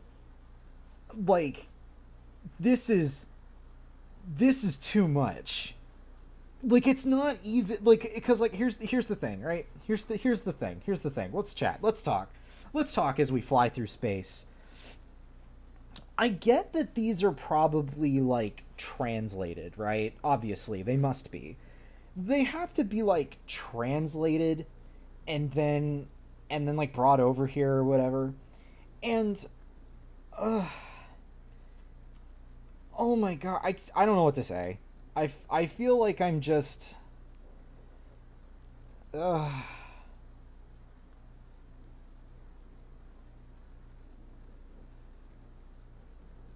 my god, I'm flipping around in the book.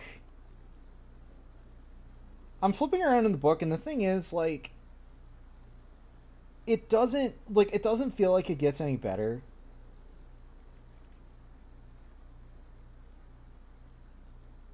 Because, like, here's the thing, right? We didn't even get into, like, the main meat of this story, which is supposed to be that our character, this fucking protag, is supposed to be helping a shut-in out of their shell. That's what this is supposed to be, by my understanding. Like, it's supposed to be about, like, the popular high school boy helping, you know, like, a shut-in, like come more into themselves, you know? But like, I don't want to follow this guy anymore. I don't want to follow this person. He's such an asshole. He's such a fucking twat. I hate him. It's fucking awful and bad and stupid. Oh, okay. Hold on. I'm dropping all my spaghetti everywhere. Then the camera panned to a different book. Alright. Okay. Alright. So, here's... Oh, God. Okay, so we're definitely going to move on to something else, for sure. We've still got, like, a whole other hour that we can do on stream for goofing around. I still have some other stuff that I got from the library here that I thought might be amusing. You know what? I think I have something perfect here to really, like, cleanse the palate. Yeah, surely we have a light novel that's definitely cringe, but not this kind of cringe. Yeah, I mean, I have some other ones here. Let's, alright. Let's exit space. But I'm leaving space up.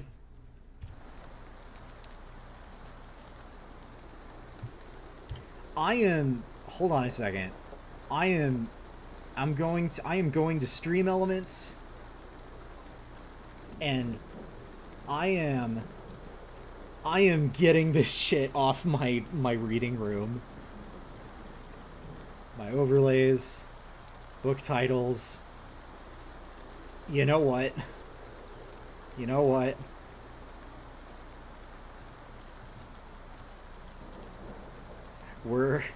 Here's what we're doing. Here's what we're gonna do for the side of the thing. Hold on a second. We're bringing back Gregor Samsa. We're bringing Gregor Samsa back. Gregor Samsa is going to hang out, is gonna come back. I missed Gregor Samsa. Okay. So let's see what we've got here. Just putting Gregor Samsa back. Boy, we're not reading this again. Alright, so what else did I have? I'm gonna go over, we're gonna go back to the internet. So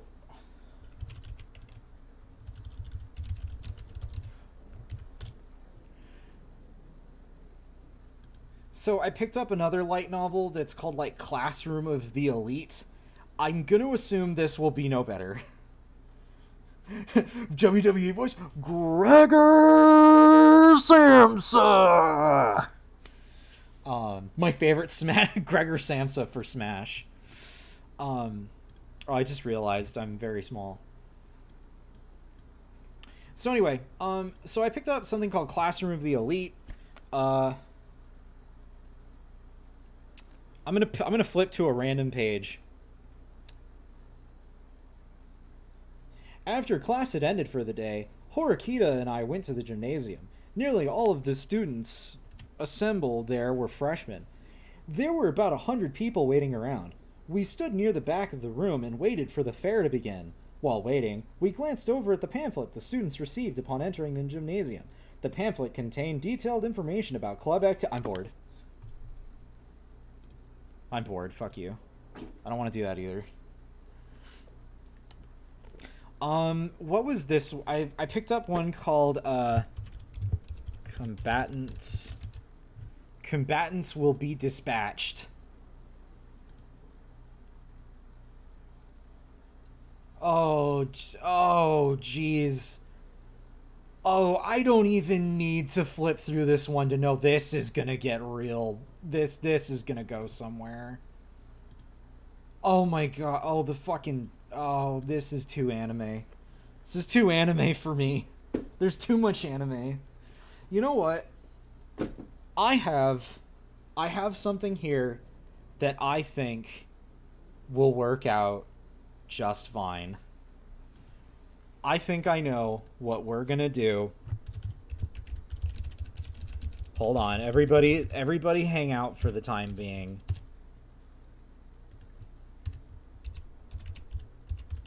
I have a way.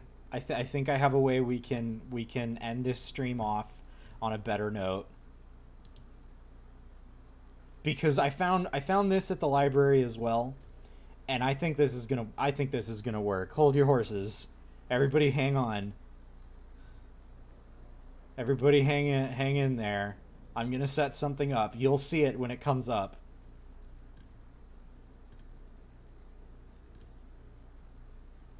Hold on. Gregor Samsa, I'm gonna remove you for a little while, but don't go anywhere.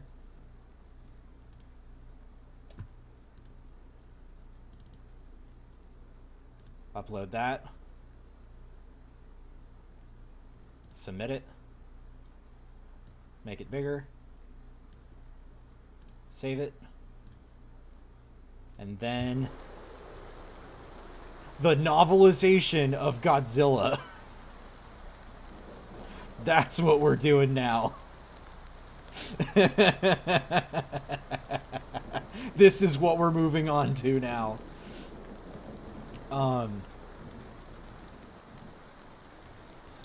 I'm also going to change the title of the stream.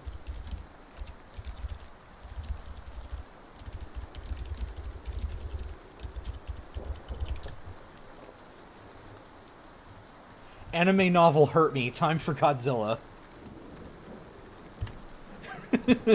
Slice of life. Godzilla, King of Monsters. This is my favorite slice of life novel. Alright. Y'all good with this? Y'all mind if we switch over to this for a little while? I don't want to read the anime books anymore. I don't want to read the anime. I don't want to read the anime anymore. Okay. Alright, let's do it. We're doing novel. Again, we'll see how far we can get into this. We'll go for about an hour and then see where we go. If we like it, we'll continue this. If we don't, or we don't care, we'll do something different on Friday. Prologue. The Depths. He woke and prowled his territory. He was in no hurry. He wasn't hungry, only smelling, seeing, listening. The depths were not silent. The deepest sound was time, the steady, slow grind of the earth, the slipping of stone under stone. He heard this not with his ears, but through his bones.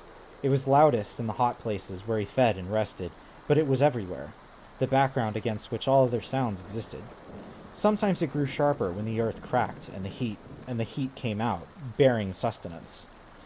Quicker were the songs of the tides, which were nowhere near the same.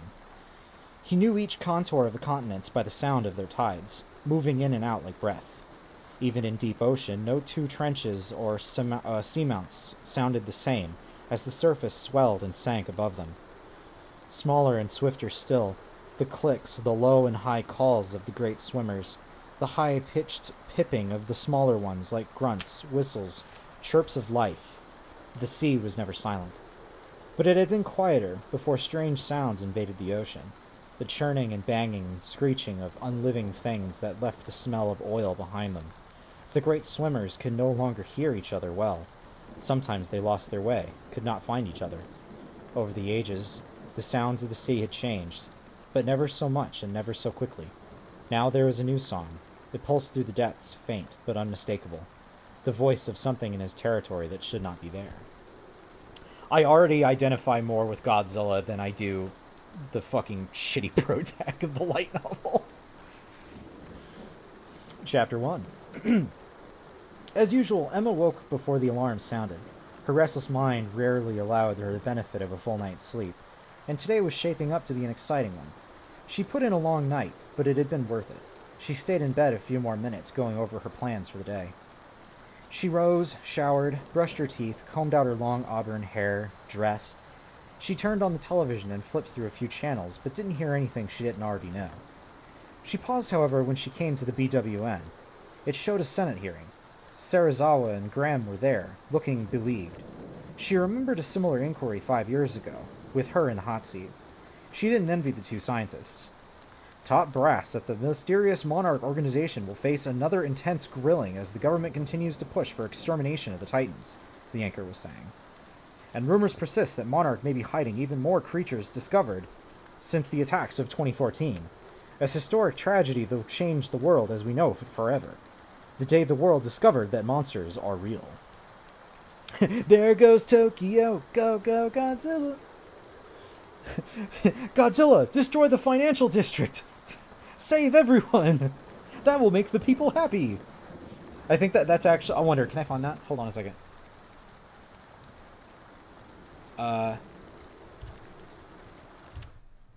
Let's see.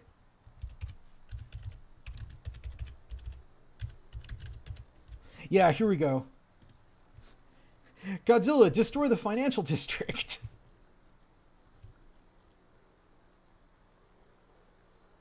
Go ahead and destroy the financial district. Godzilla, make the people happy. Explosion.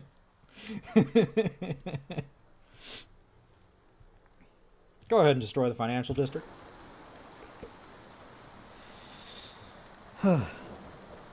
Some people had known there were monsters in the world for many years, generations, but mostly the monsters slept or lurked in remote corners of the planet. They kept to themselves. They were watched, and in some cases contained, by Monarch. But 5 years ago, when a monster broke free from containment in Japan and charted a path to destruction from Japan through Honolulu and finally San Francisco, the fact that monsters were real became very public knowledge. The world learned of Godzilla.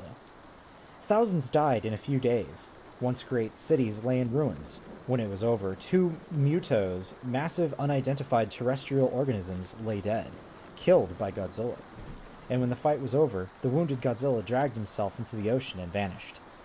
A few months later, he reappeared to fight another Muto, this time in more remote places with less damage and fewer collateral deaths. Then he once more returned to the deeps. For 5 years, humanity had lived in fear of another attack. The housing market crashed as the value of waterfront property plummeted. Yeah, I bet it would, actually, now that I think about it. Schoolchildren drilled to evacuate in case of monster attack. As the monster's existence came to light, so did Monarch. Scientists from the organization were called before various government bodies and questioned at length about their intentions and methods.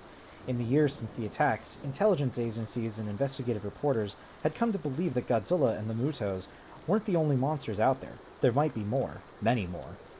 Emma turned her gaze to the screen and down to a hard black plastic case on the floor. It's going to work, she thought. I know it will. But if she was sure, why was she so nervous? She turned the TV off and heard a piercing noise from the next room. Maddie?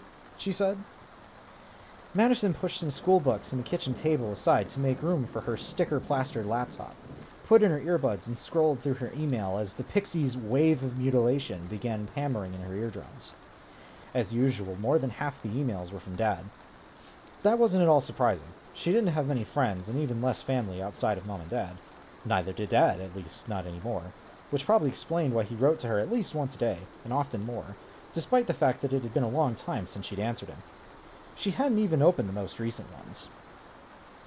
She wasn't entirely sure why. There was Mom, of course, and what she would think, and she had her own misgivings. But he was so persistent, and she did miss him a lot. She had a clear picture of him in her mind, sending the email, checking for her response, and finding nothing. The look of disappointment on his face. Mom might not understand, but Maddie was sure he was different now. Maybe not all the way back to his old self, but better. Way better. She let out a breath and clicked on the most recent mail. Hey Madison, it read. Haven't heard from you guys in a few months. Hope you're having fun. Here are a few pics of the wolves I've been studying. Aren't they cute? Aren't they the cutest? Of course, she loved wolves. He knew that. Like everything wild and pure, they appealed to her in a way so deep and strong she couldn't explain it out loud. It's why her persona was a wolf. A sparkle dog. And the pups were really cute. But she was also a little jealous of them. Dad was always out in the wilderness in Colorado with the wolves. And although she knew it was more complicated than that, it still left a hollow in her gut that boiled down to this. Why could he be there for the wolves, but not for her? Because he loves the wolves more than he loves you. Answer given. Mystery solved. Live with it. But of course, when he was around, the tug of war always started again, with her as the rope. Among the pictures was one selfie. Dad had a little more gray in his brown hair than when she'd last seen him. He was attempting to look silly and doing a pretty good job of it. It made her think of better times, the games they had played together. He was trying to reconnect with her, so maybe she should try too. She hit reply and placed her fingers on the keyboard, trying to think of how to start. Maybe just the basics. Sorry I haven't written back, she began. I miss you, but there's something I want to talk to you about. Because capitalism! Again she paused, glancing nervously at her mother's room. How much should she tell him? Nothing, if Mom had anything to say about it. Dad wasn't supposed to be involved in any of this anymore. But it was so big, what was happening, so important. He shouldn't be completely out of the loop. I'm getting worried about Mom, she began. And then the smoke detector started its shrill beeping. Oh shit, she yelped, bolting up. She had forgotten. Why hadn't she smelled it? But she did now. The smoke boiled up from the pan-burning bacon, filling the tiny kitchen with a gray haze, and the smell of ruined porky goodness. Aw man, that's a sentence I expected from my Godzilla novelization. Porky goodness. Put that on the back of the package of bacon. Porky goodness. She yanked it off the stove, but it was way too late. The rashers were now just strips of charcoal. Out of the corner of her eye, she saw Mom enter the kitchen, of course. Shit. Again, she thought. This place was way too small to get away with anything. Maddie, Mom said. Her mother, Dr. Emma Russell, was a paleobiologist. These days, that was one of the coolest jobs around. But paleobiology was a lot like detective work, or forensics. Deducing the big picture from the little things. Which meant it was hard to pull anything over on her. Good morning, she blurted out as she scrambled to turn off the smoke alarm. Mom, hi, I made us breakfast. Oh God, Mom said, and hurried to help her with the mess. It's eggs, toast, and what was once bacon. Her mom smiled. And which do you recommend? Toast and eggs, she said, with a chuckle. Thank you, Mom said, turning to the countertop and sitting down. She glanced at the open laptop. Maddie reached over and pushed it closed, trying to look casual. Okay, she thought, that didn't look suspicious at all. Coffee? She asked, pouring a cup. What were you working on? Her mom asked. Nothing, Madison lied, putting the plates on the table. Just looking up recipes. Before she even finished the sentence, she saw her mother didn't buy it. Of course she didn't. She sat and poked at her eggs, trying to find the right spin on it. Dad's been emailing me, she admitted, finally. Alarm and consternation flittered across her mother's face, quickly replaced by a carefully neutral expression. She was trying not to freak out, and as usual, doing a pretty good job, at least on the outside, and she was still listening, which was good. He looks good, Maddie said. Healthy. Have you responded, Mom asked. Not yet, she said. She took a bite of her eggs. Now Mom was trying to find the tactful response. It was strange. They were so tight on most things. They didn't argue a lot. It was very seldom things got awkward between them. But the subject of Dad never failed to make them both uncomfortable. Honey, her mother began, I just don't want to see you get hurt. I know. Especially with everything that's going on right now. But that was just the thing. A lot was going on, and maybe Dad should know. He deserved to know. But maybe she couldn't say that to Mom. Mom, I know, she said instead. Really. For a moment, her mother was silent. Listen, she said finally in a softer voice. I know things haven't been easy for you, but we're going to get through this together. We're going to call Dr. Godzilla in the morning. He's going to help us with our therapy problems. They show up in the morning. Hello, Dr. Godzilla. Squawk. You're so right.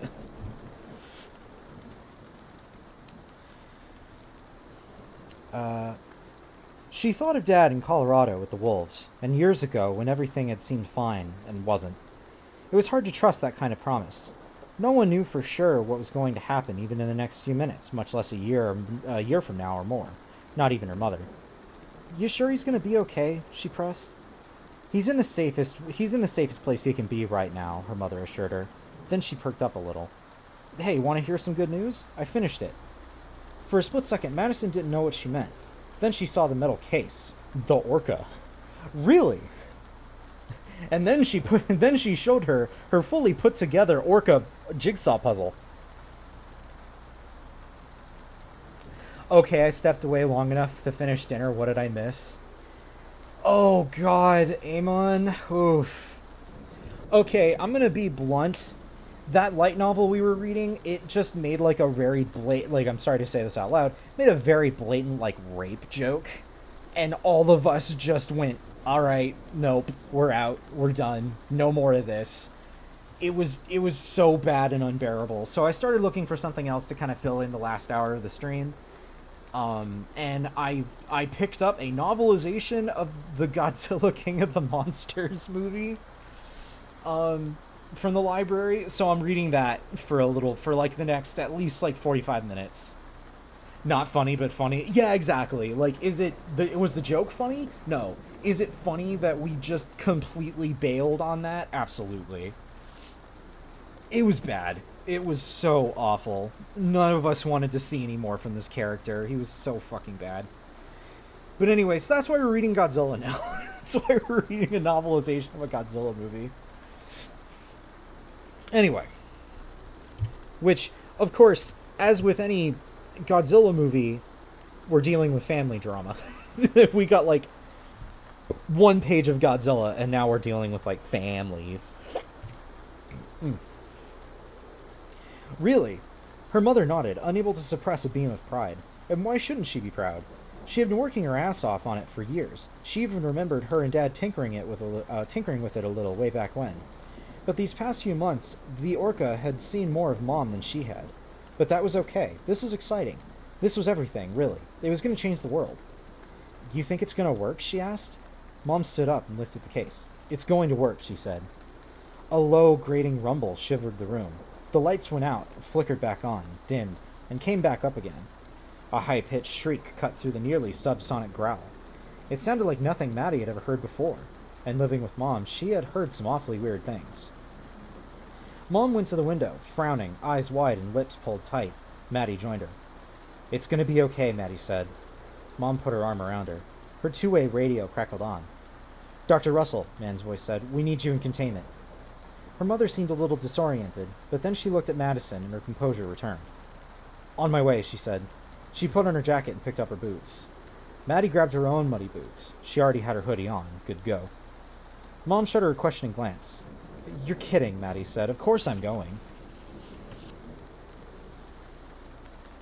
Oh, what the fuck now? The wife would like to know if you had to pull your gun. I 100% had to pull out my gun. I pulled out the gun, I pulled out the knife, I pulled out the everything, and then we just obliterated it back to where it came from. And then we brought Gregor Samsa back for a little while before I changed the book title. Gregor Samsa is just going to be like the placeholder for when I don't know what to put. Anyway, Mom's only answer was a proud smile. Then she picked up the Orca and they went outside. Inside, their quarters could have been anywhere. Her mom had tried to make them as normal as possible, but once you went outside or even looked out the window, the illusion was broken. Their apartment was a temporary barracks, a neat little prefab house, L-shaped, with solar panels on the roof. It sat on a forested hill looking down on a compound of similar structures, a sort of fancy trailer court surrounded by a chain-link fence. A couple of watchtowers kept vigil over the compound, and satellite dishes maintained their connection with the rest of the world, at least as much contact as Monarch protocols allowed. Outside, the cool damp air smelled of decay, freshly turned earth, tropical flowers, bruised leaves, and something faintly metallic. Council trees with thickly buttressed trunks rose thickly buttressed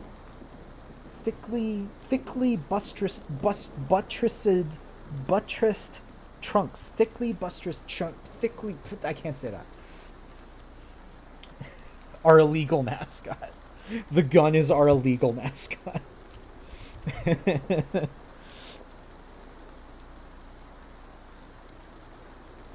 Oh, unless Machine Elves is the illegal mascot. Whatever. Everyone's an illegal mascot. Everyone's an illegal mascot.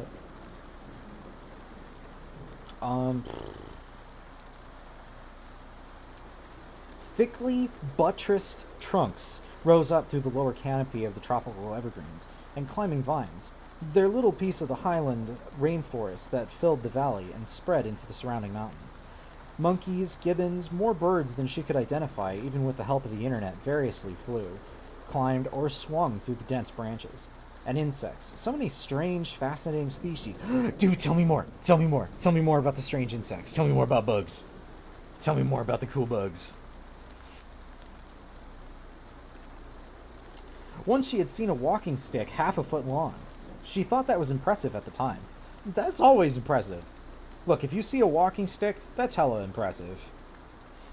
Walking sticks are cool. Surrounded by lush green mountains from the camp, it looked something like a mountain itself, although on the second look it was too regular. Beneath an incrustation of climbing vines, lianas, ferns, and creepers. Creepers! Minecraft creepers! A gigantic four-sided pyramid rose in steps, 8 in all.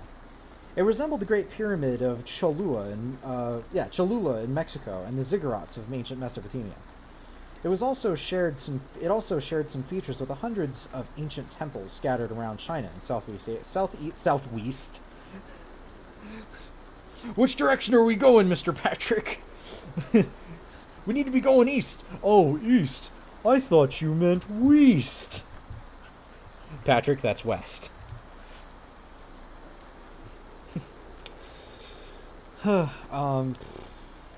Southwest Asia. But the archaeologists said this one was different. From what they said, it was far older than any of the better-known ruins. Dr. Lilly, one of the epigraphers on the team, once told Maddie the glyphs on its carved surfaces no more resembled ancient Chinese than they did Mayan hieroglyphs, yet they reminded her of both, and also the Indus Valley script and undeciphered glyphs of Easter Island. Perhaps a prototype of all of them, Lily had said, in her Perhaps a prototype of all of them, Lily had said in her musical French accent. When I deciphered them, perhaps we shall see. There had once been more to the site. The rainforest around the pyramid concealed the ruins of an impressive city before whatever catastrophe befell it, thousands of years ago. Now little remained of the other structures, mounds of stone blocks, strange faces of broken statues peering from the underbrush with empty eyes, the occasional low wall that still sketched the foundations of once imposing buildings. The world at large had forgotten the place. The locals knew about it, of course, but they rarely admitted it, not because it was taboo or they were afraid of it, but because they were protective of it, and suspicious of the intentions of outsiders. Monarch had discovered it through the sophisticated satellite imaging rather than through the word of mouth. But the site was more than an archaeological dig. What mattered most was what mattered most was deep within the pyramid, which was where they were headed and where the weird sounds were coming from. She and Mom climbed into a jeep as the guards opened the gate. A woman, Renetta, on one of the watchtowers, waved at her, and she waved back. She had a daughter about her age back home. They drove through the gate, down the bumpy packed dirt trail to the temple. Up close, you could see the unique features of the pyramid. Comparable structures around the world were usually solid, filled-in bases for temple structures on top. Some might contain relatively small burial or treasure chambers. The Temple of the Moth was different. Temple of the Moth! Temple of the Moth was different. It was largely hollow, supported by stone columns. It had multiple interior levels and entrances. Like their living compound, it was surrounded by a fence and watchtowers. They left the jeep outside the fence and went on foot. Another set of guards let them through, then closed the gate behind them. They climbed the broad central stair through the center doorway. Temple of the Moth! It's Mothra! It's Mothra time! From Chapter 2. From Dr. Chen's notes. Who smote Azi de Haka, three-jawed and triple-headed, 6 eyes with 1,000 perceptions, and of mighty strength, a deception demon from the Devas, evil to our settlements, and wicked, whom the evil spirit Angra Mainyu made as the most mighty deception demon, and for the murder of our settlements and to slay the homes of Asha. The Avesta, YT 98, Book of Zoroastrian, scripture compiled from oral sources sometime between AD 300 and 600.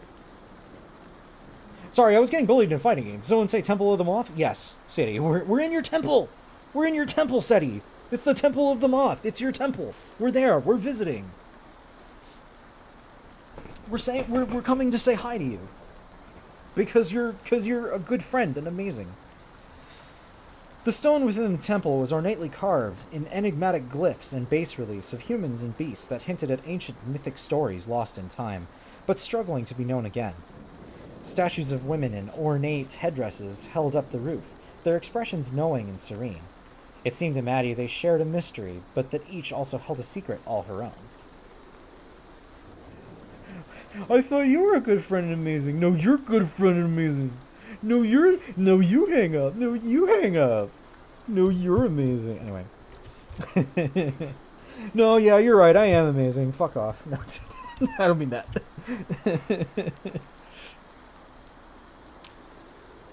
No, you. Dr. Mancini, the entomologist, met them in the corridors. He was a little younger than Mom, around 40. He had dark hair and a receding hairline and kind of a nice, slightly silly smile, if he chose to show it off. When he really got talking about insects, he could be pretty interesting. He had a passion and appreciation for them, but that had only happened once or twice, mostly when he was talking to another adult in the room. He didn't have kids, and sometimes she thought he didn't think much of them. You are, though. Thank you. Thank you. Thank you. I'm trying to think. There was like a TikTok going around where there's just like a little cartoon dog, and they're just like, "Thank you. It's for me. Thank you. I love you. I'm so." And then they're just like, "I'm sorry. I'm like this."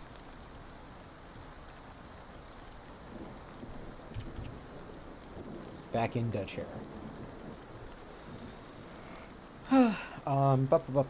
What the hell happened? Her mom asked Mancini. No idea, Dr. Mancini said. She was sleeping like a baby until an hour ago, and then boom, her radiation levels went through the roof. Almost like something triggered it. Mancini looked over at Maddie. Are you sure she's safe in there? He asked. That ticked Maddie off. It always did when somebody looked at her and saw nothing but a helpless 12-year-old. She's sure, Madison said. Mancini looked suitably rebuked, but only for an instant. He had bigger things on his mind, or at least one bigger thing. Thanks, Tim, her mom told Mancini as they approached some double doors. You know I can take it from here. Why don't you go get some rest? No way, Mancini said. Sleep or no sleep, I'm not missing this. Her mom didn't like that answer, Madison could tell, but after a pause, she nodded. As they went deeper into the temple, Maddie paused to admire the stone carvings some guys in hazmat suits were photographing. I can read. It was beautiful, and she wondered what ancient artist had carved it. It was stylized, but clearly represented a moth. It's Seti! The SETI! SETI, you're here! They're taking pictures of your pictures. A very special one. After the pause, she followed the others through the entry hallway. The chamber inside was stone, like the rest of the temple, but the stuff filling it up was modern, state-of-the-art. Overhead illumination had been wired to the low ceiling.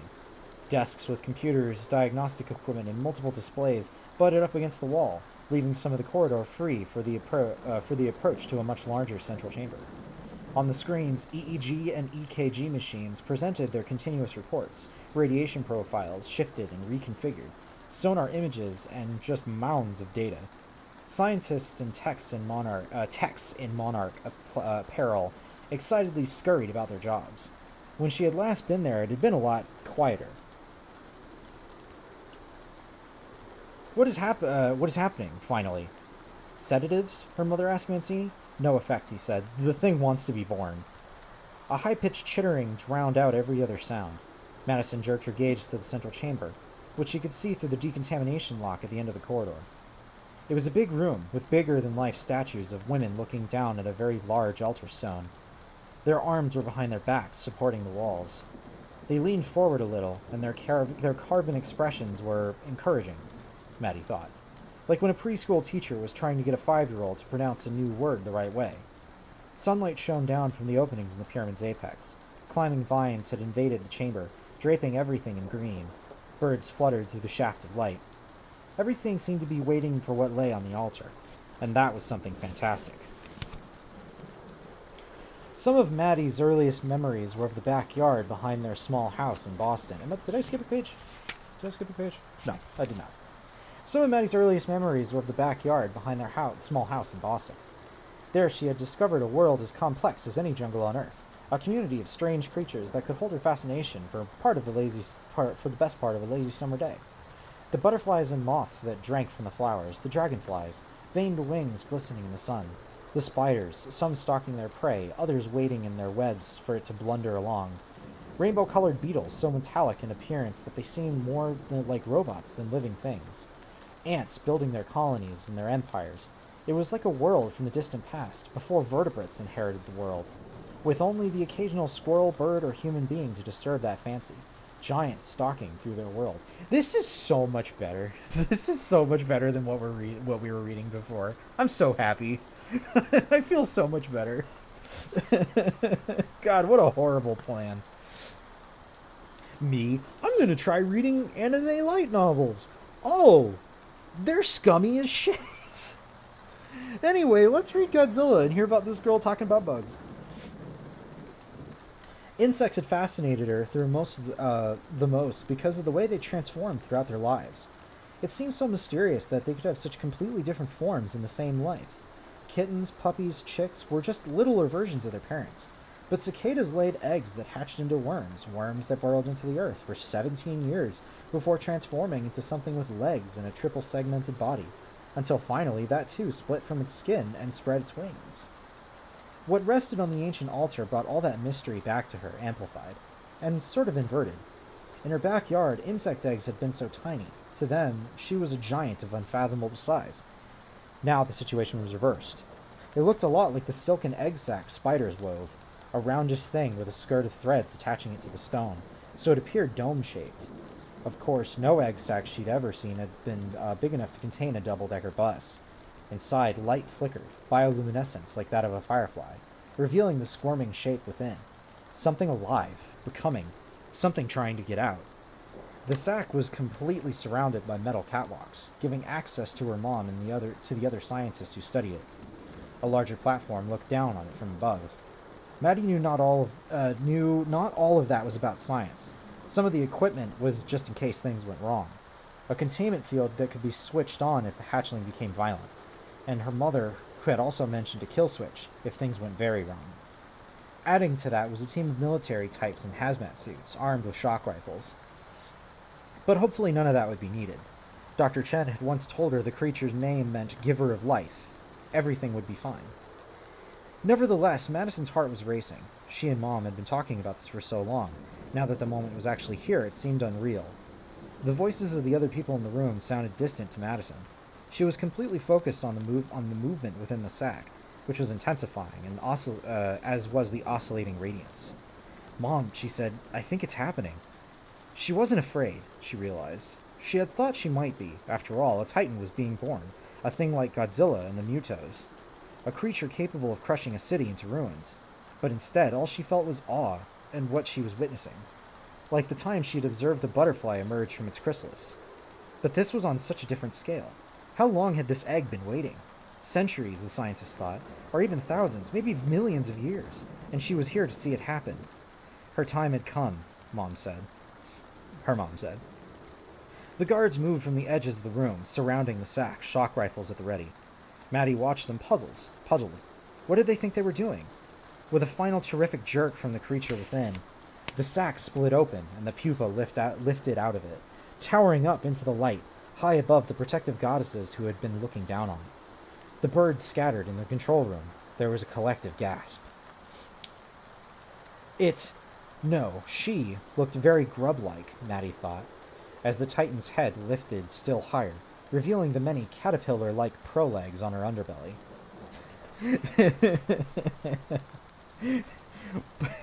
It's Gregor Samsa! It's Gregor Samsa again! He's here!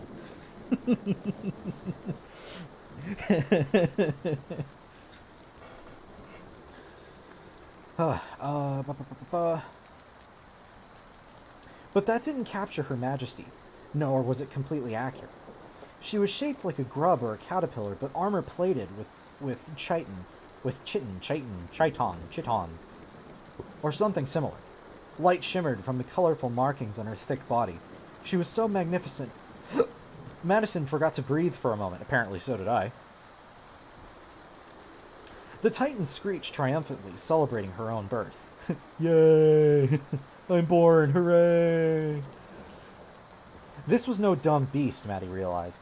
She could see the intelligence in those strange eyes, as this ancient goddess, this Titan, struggled to orient herself, to take in where she was and why. Her mother felt it too, and pulled Maddie close. Why are my eyes burning? What the fuck? Oh my god. Why? Why are my eyes burning? Why? Why my eyes burn? Why are my eyes... do I have allergies? What is going on? What's happening? Why are my eyes itchy? Stop it.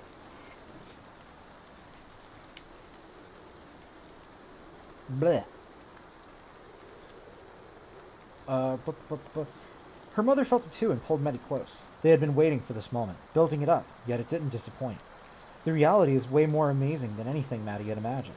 The pulsing, moving patterns, a bit like a deep ocean jellyfish she had seen once in the New England aquarium, but more complex. They didn't seem random, they seemed to mean something, however weird that might be to say aloud. Meet Titanus Mossora, Dr. Mancini said, or as we like to call her, Mothra. I don't know if Mothra has a theme song. It's Mothra. Mothra, Madison finished. Incredible, her mother said. Dr. Mancini pushed a switch on the containment field, and the containment field came on. A glowing blue net. But then it sputtered, faded to red, and flickered out. What's happening? Her mother asked Mancini. Something's really wrong here, Mancini said. The containment systems are failing. Perimeter alarms are going off. The whole network is going insane. What do you mean? Her mother said. How's that possible? Emma, I think someone else is doing this, Mancini shot back. Mothra's scream shook the building. Not a triumphant sound this time, but a warning cry. Don't fuck with me. Don't y'all fuck with me. I'll whoop you. Beat your ass, swear on my mum. It was terrifying how everything had gone wrong so quickly. Her mom grabbed the radio. Containment team, stand down, she said. I repeat, stand down. You're scaring her. You're scaring Mothra. Stop it. Her command came too late. Mothra was in full panic now, smashing equipment and slamming into the walls.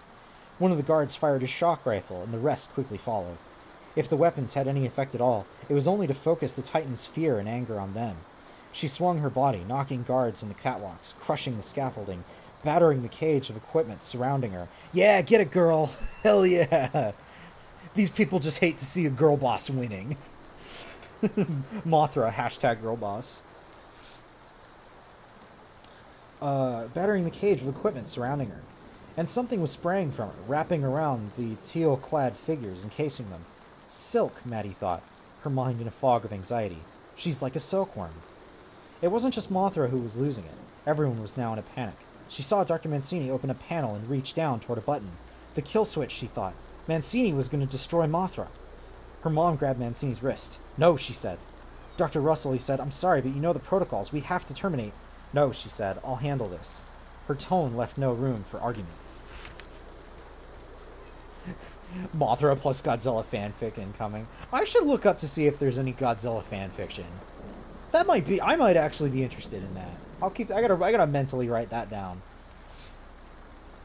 She grabbed her metal briefcase and ran for the door to the containment area. Emma, we don't know if it'll work, Mancini shouted after her.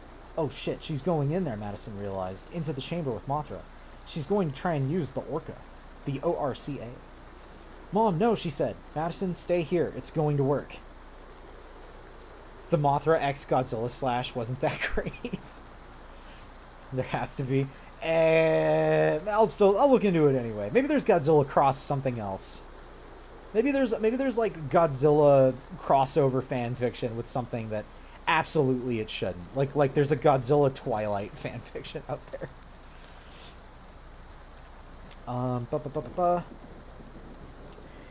She watched with mounting fear as her mother went through the decontamination chamber. Disinfecting mist obscured her for a moment, and then she emerged in Mothra's temple. The Titan shrieked as she approached, unwilling to trust anyone now. Her mother looked tiny as she approached the vast larva towering above her, but she moved with purpose.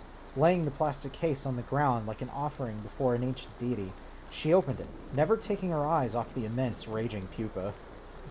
Hey, I got a raging pupa for you right here. Hey.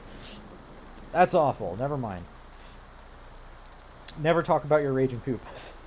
The Orca unfolded. Several screens expanded beyond the case, along with the speakers and the amplifier.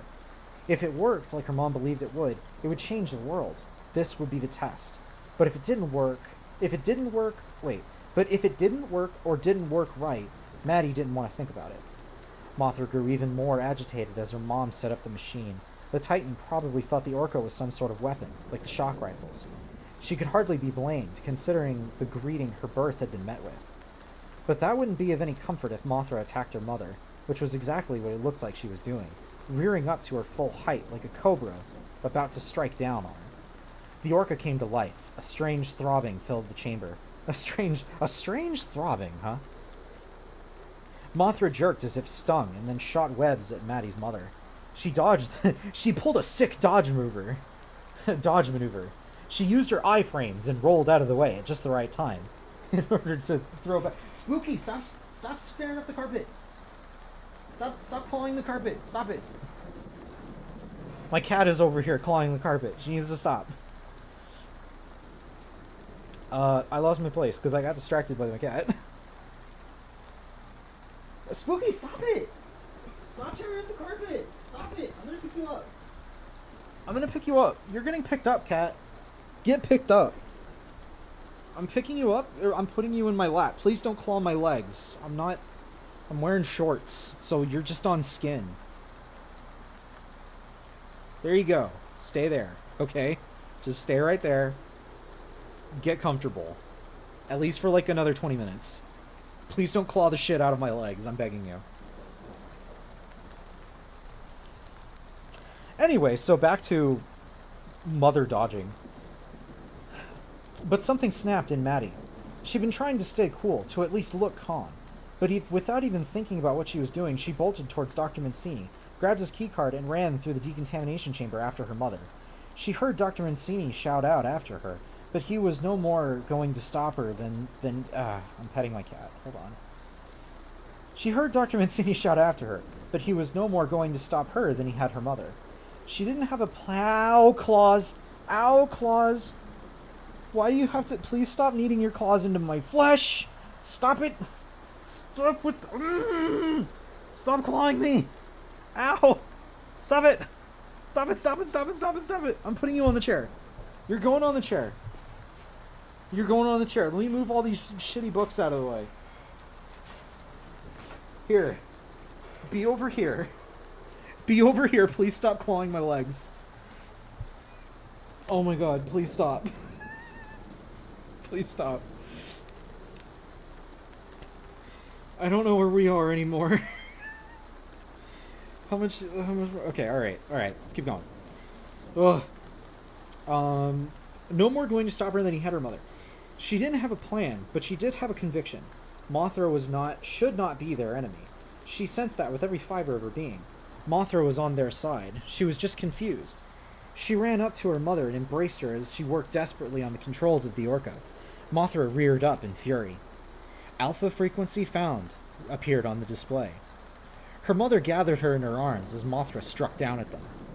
The Orca began to sing. It began to sing.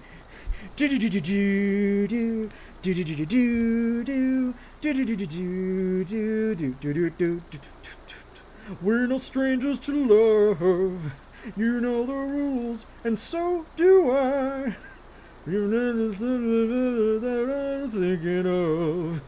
You couldn't get this from any other guy. I just wanna tell you how I'm feeling.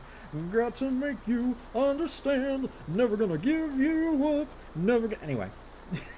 This is the song that's coming out of the machine. It's just blasting, never gonna give you up.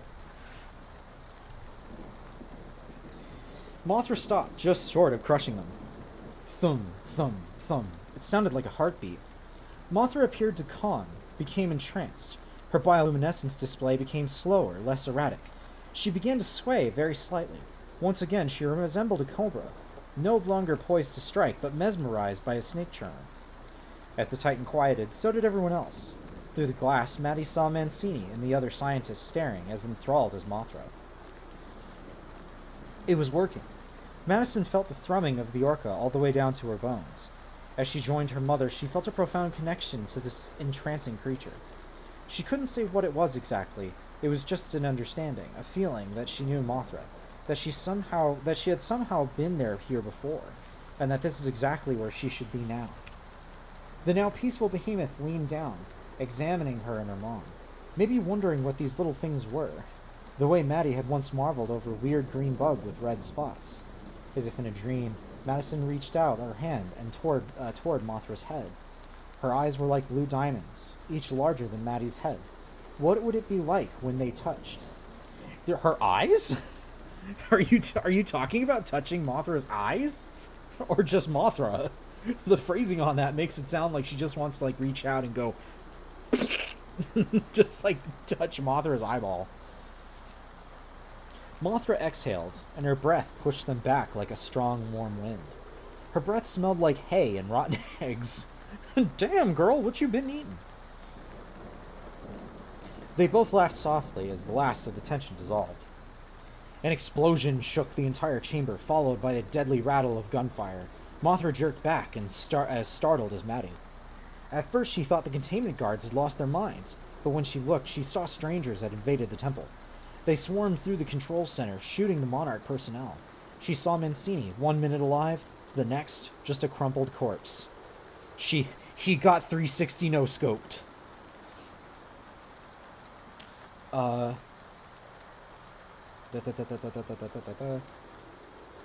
She saw Lee fall, and Costas. This isn't happening, she thought desperately. They weren't killing everyone. Why would they? But the murder continued before her horrified gaze, until the invaders had no one left to shoot, except for her and her mother. Then one of them, the leader, she thought, turned his gaze on them. His eyes were empty, cold like those of a shark. Her mother pulled her close. But then the man was no longer looking at them. His attention shifted to Mothra, and the faintest of smiles touched his lips. As the Orca continued its rhythmic song, Mothra roared so loudly Madison thought the very stone would crack. Her breath smelled like phosgene gas. Alright, so I think we're gonna call it there for today. I was just gonna kind of get as far as I could into this Godzilla one. I'll keep this on the table for Friday, maybe. Maybe we'll do that Friday. Maybe we'll keep going with this for the giggles of it. For the most part, we really just needed a palate cleanser after Cheetos in my ramen bowl. Oh my god, I'm so sorry. I'm so sorry that all of you suffered with me on that. Oh, lordy Lou. I'm not doing that again. I ain't doing that again. Not unless I like thoroughly screen it. That's like the only way I'd be willing to. Whoopsie. I'd be willing to do one of them, like light novels again. But like, good lord. Dunny will learn to pre-read soon. Yeah, eventually. Eventually, I will read things before I read them on stream. Will today be that day? It will not. They will not. I will not. But yeah, this has been a stream. This has been a stream for sure. Meow. Can I help you, cat? Meow. Do you require assistance? Spooky. Spooky, do you want to meow directly into the microphone? Do you want to meow? Do you want to meow? Meow into the microphone. Meow. Meow. This is the microphone. Rub your face on it. Rub your face on the microphone. Yeah, there you go. I just wanted to prove you exist. I love you. I love you, you stupid screaming idiot. I would kill an entire room for you. Also, I want to flush you down the toilet. Alright, piss off. Anyway. Alright. So I think we'll go, like I said, we're going to call it. We'll be done. That's the stream. That's the stream. I hope you all have a love. Squish the cat. I just did. Way ahead of you. Anyway, alright. Everybody have a good evening. Everyone have a nice day. Everyone have something good to eat. And, can I go down the hall? Alright. Alright, everybody go home. Everybody leave. We're done. Everybody go. Everybody get the hell out of my house. Everybody go. Everybody get out. Everybody get out of my house. Okay, bye.